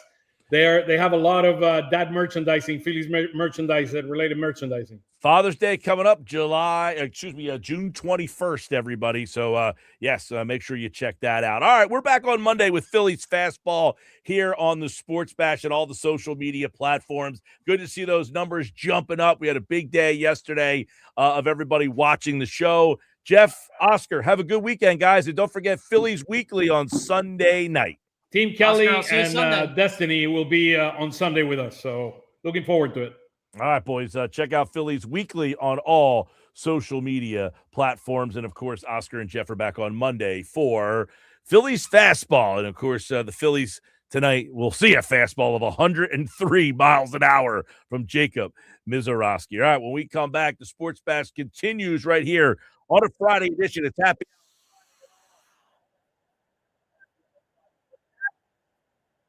Recommendation for all the sports this weekend. And don't forget this hour of the Sports Bash. It's brought to you by Boxing Insider Promotions, who have a big event tomorrow night. And congratulations, by the way, to all our ticket winners from yesterday. We had a ton of people trying to win those tickets. So for the people that won, congratulations to all of you out there. If you are not one of the people who won, Guess what? You still have time to get your tickets right now. If you did not win yesterday on the Sports Bash, Ticketmaster.com, because it's tomorrow night. Tomorrow night is the showdown. They weighed in today. They are officially official now, Mike. Selden Jr. versus Josh Popper, the undefeated heavyweights, both South Jersey High School graduates, and they are both going to fight tomorrow night, Tropicana Showroom in Atlantic City. A stacked card of fights, including Pleasantville's own Julio Sanchez III, active military, Damian Tinarello. He's based right here in South Jersey. He will fight tomorrow night. It's a stacked, action-packed fight card. Doors open at 7 p.m. Fights start around 8 p.m. Tickets on sale now. Ticketmaster.com. Tropicana Showroom in Atlantic City. Popper versus Selden Jr. tomorrow night. All right, coming up, NFL, Friday 5, Week 5, the best games. We'll break them down next.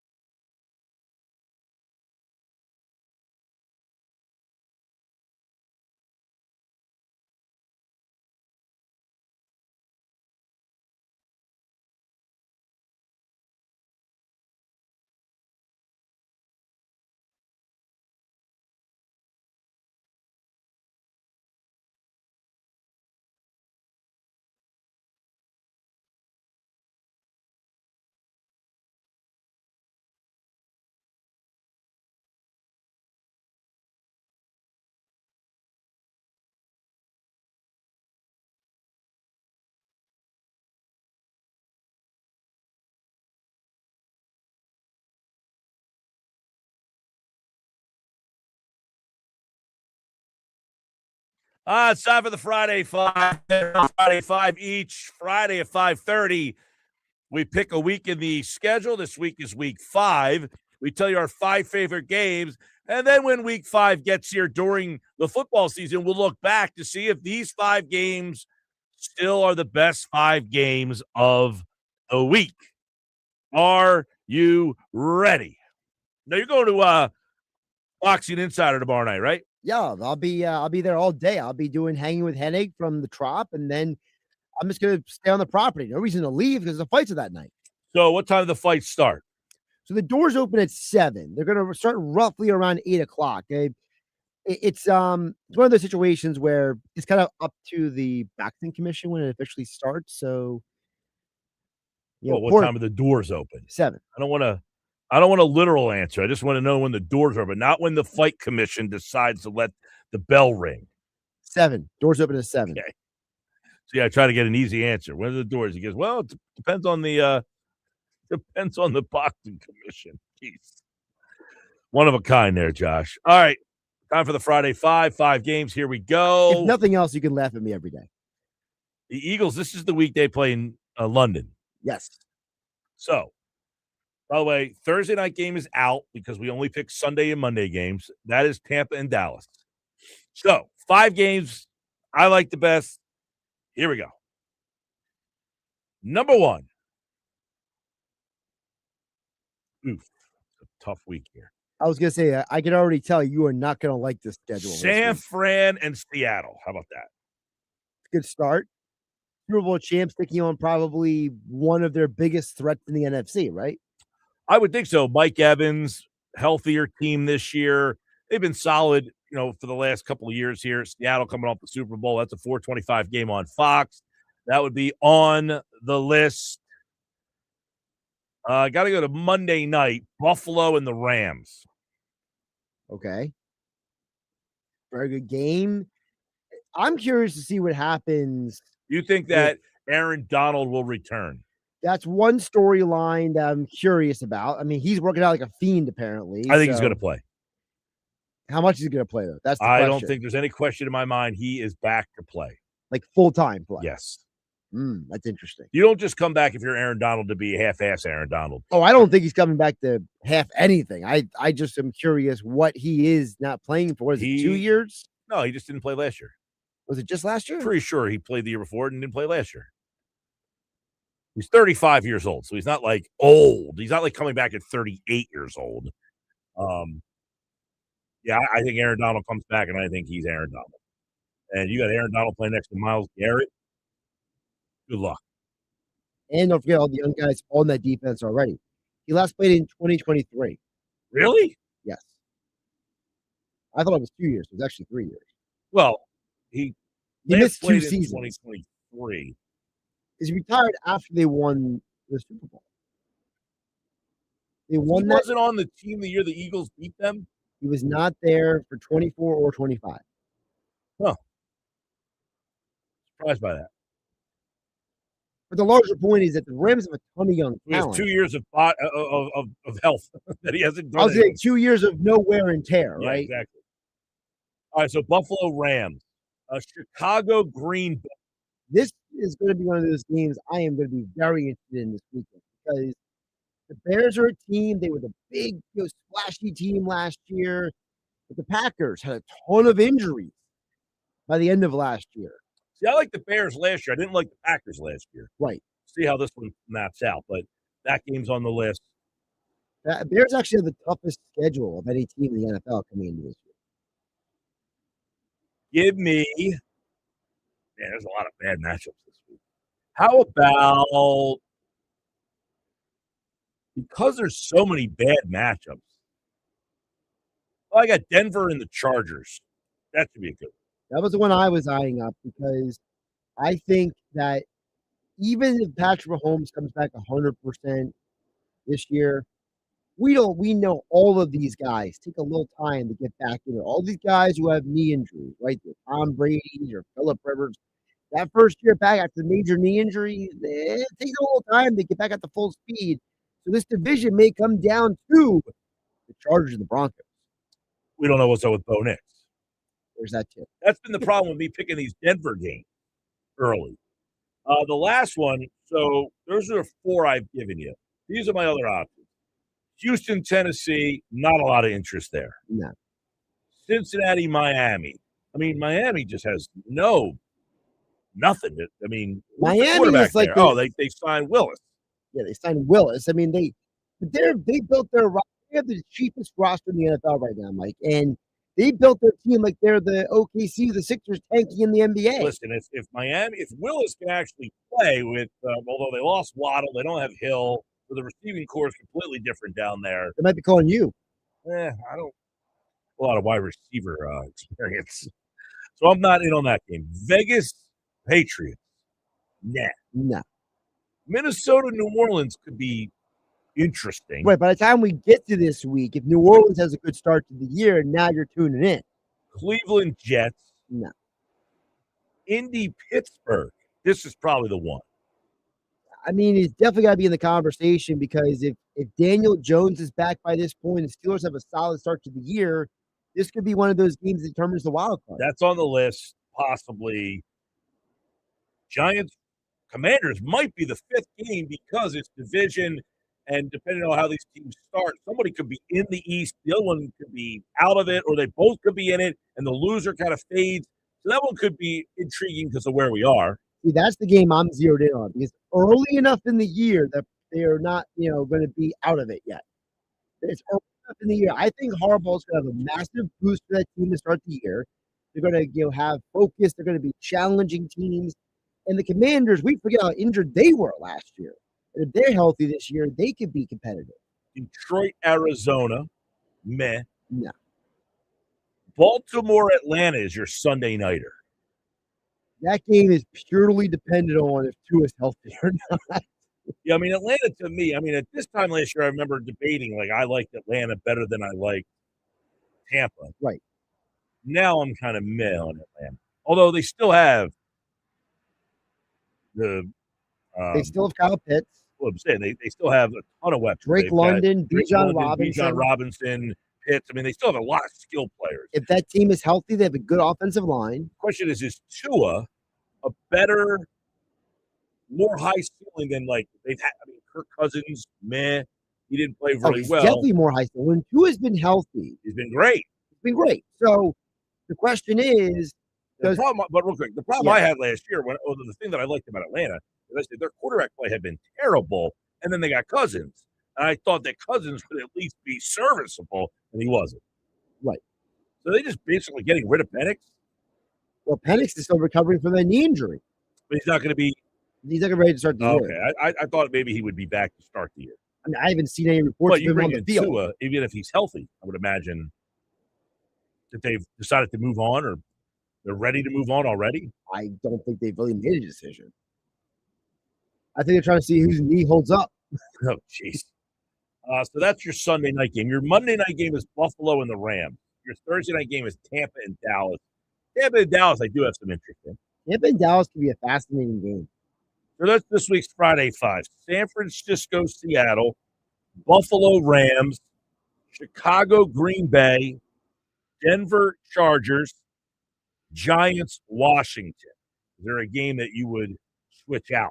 Well, you already switched in the game I wanted you to, which was Giants Commanders, because that's a game I think at that point in the year I'm still going to be very interested in. The only other game you could probably swap in at all might be Colts Steelers. That would be the only one. But you could see a scenario. This is October. If the Saints go out to a good start, as we said, and if Kyler Murray is what we think he can be in Minnesota with the quarterback whisperer Kevin O'Connell, New Orleans Vikings could be a very important game. That one is somewhat intriguing. It depends on Kyler Shook and what kind of start they get off. Right. All right. Let's look at the NFL Friday Five. So on week 5 of the NFL. Week 5, right. This is week 5, best games when week 5 of the NFL gets here, which will be October 7th, 8th, 9th, 10th, 11th, 12th, and 13th.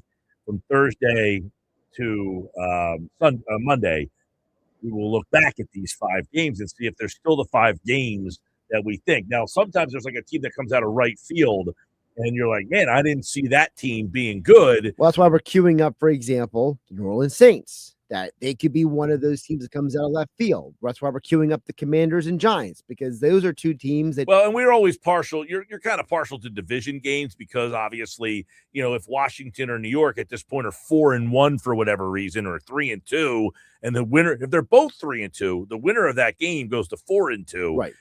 That makes that game extra intriguing, I would say. But the interesting part about Philly that day plays at 9:30 in the morning, so you're really going to need the Friday 5 because they won't be on at 1 or 4. So your game will be over, and if you want to watch, these are your games that are left over here. It's not a great, although the 4:25 games, you've got the Chicago Green Bay, the 4:25 window is LA strong. game, and the San Francisco Seattle game. Yeah, so the 4 o'clock games are pretty good. I mean, the Monday night game, Buffalo and the Rams, that's a good game. I was gonna say, does your provider allow you to do a split screen for football? I would think so. Oh yeah, YouTube TV. You can do the Fox and the CBS game. Do Fox, CBS, NBC, any of the networks. You generally can put in the multi-view, and then you can't put NBC Sports Philadelphia in there. According to NFL.com, the CBS game is going to be the Broncos Chargers, and the Fox national game is going to be 49ers Seahawks. That could be your split screen. Yeah, I see that. CBS. There's only one 4 o'clock game on CBS. The 3 games are on Fox. Is Chicago, Green Bay, Detroit, Arizona, San Francisco, Seattle. So I wonder which one we're going to get in this market. San Francisco, Seattle. I'd much rather. I don't say much rather, but I'd rather that game over Chicago and Green Bay. But I would think here on the East Coast, we maybe get Chicago and Green Bay. Possible. Interesting. Then there are 1 o'clock games. I would think we get that Giants and Washington game here. Oh, for sure. Yeah. All right, there is your Friday 5 for week number 5 in the NFL. I am Mike Gill. This is the Sports Bash. Hopefully you're enjoying the rest of this hot, muggy, soupy type of day out there. Don't forget, tomorrow night, Boxing Insider Promotions, Tropicana. What time? You're out there from 12 to 3. Yes, and then you're just hanging out? What are you doing, drinking? Oh, well, knowing me, I'm probably going to get some work done so I can relax and watch the fights.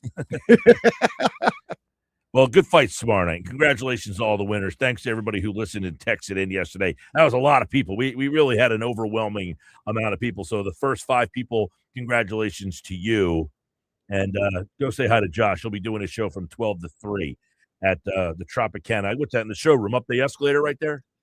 Yeah, that's where they put me out last time. So every once in a while you get so if you walk in, you go through the quarter, Yep. You make that left as if you're going to Chickies and Pete's. And then instead of going towards Chickies and Pete's, there's an escalator right there. You go up that escalator. Yep. And that's where Josh will be doing his That's where show. the fights will be. And the fights will be up there in the showroom. Hey, don't forget, my guy Rocco at Key Acura of Atlantic City, that time of the year, he wants to help you out. He wants to help you get into a new Acura this month. You get a 2026 Integra or a 2026 MDX. He will pay your first month lease payment. Complimentary up to $450 on the Integra, up to $1,000 on the MDX. So if you say, listen, I just don't want a car payment right now, well, he'll pay it for you for the first month. So get the Key Acura on Silk Road in EHC or visit KeyAcuraOfAtlanticCity.com. Key Acura, the small but friendly dealer. All right. Painter is not starting for the Phillies tonight. We'll tell you why coming up next.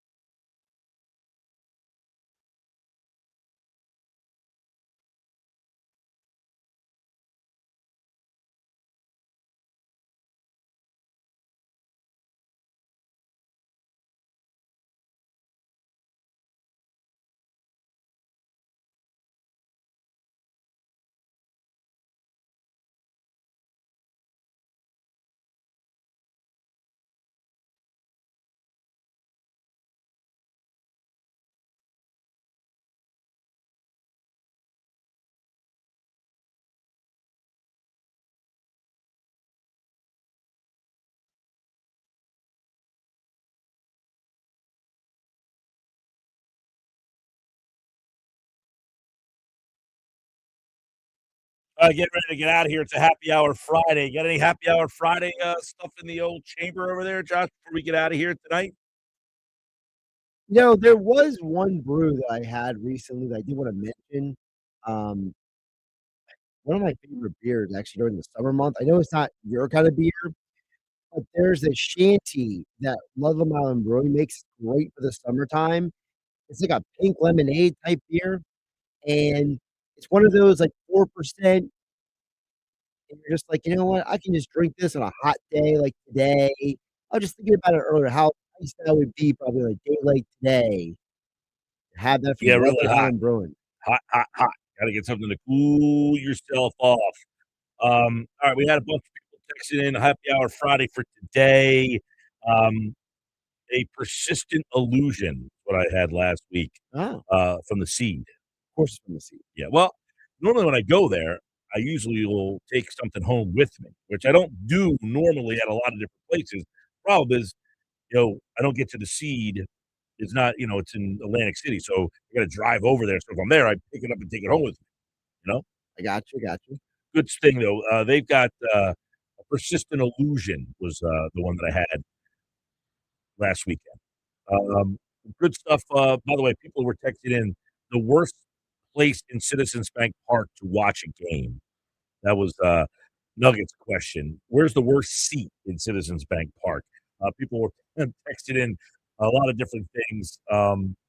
I sat on top of the food court center field for the World Series. That's where they stuck the troops from different services, but it was worth the $600. Top of the food court center field. Have you ever seen those bleachers out there? I have seen them up there. They are way out there. I was going to say I've seen them. I haven't sat out there, but I've seen them and always wondered who is the person sitting out there. Does this one count? Jim in Williamstown. The worst spot at the ballpark to watch the game is the bathroom. I don't know. That's not the spirit of the game. Yeah, that's kind of coloring us on the lines there. Yeah, nobody wants to watch the game in the bathroom, but you know what, Jim? No one buys a ticket for the bathroom. That's the difference. Where's the worst spot to buy a ticket? Saw this question yesterday. I don't know if anybody saw this one on social media. Here you go. Think about this maybe for Monday. Come back and get back to me, all right? Name a drink that defined our childhood, but kids today don't even know what it is. You don't think the kids today know you? That and Tang. Tang was one of my answers. I went with Sunny Delight, Sunny D. Sunny D, okay. The Tang was a very popular answer. Think about that one. Get back to me on Monday. Name a drink that defined our childhood, but kids today don't even know the drink. How about Mountain Dew Code Red? I don't even think I know that one. When was that? Not my childhood. We didn't have no Mountain Dew Code Red when I was a kid. I can tell you that much. RC Cola on the list.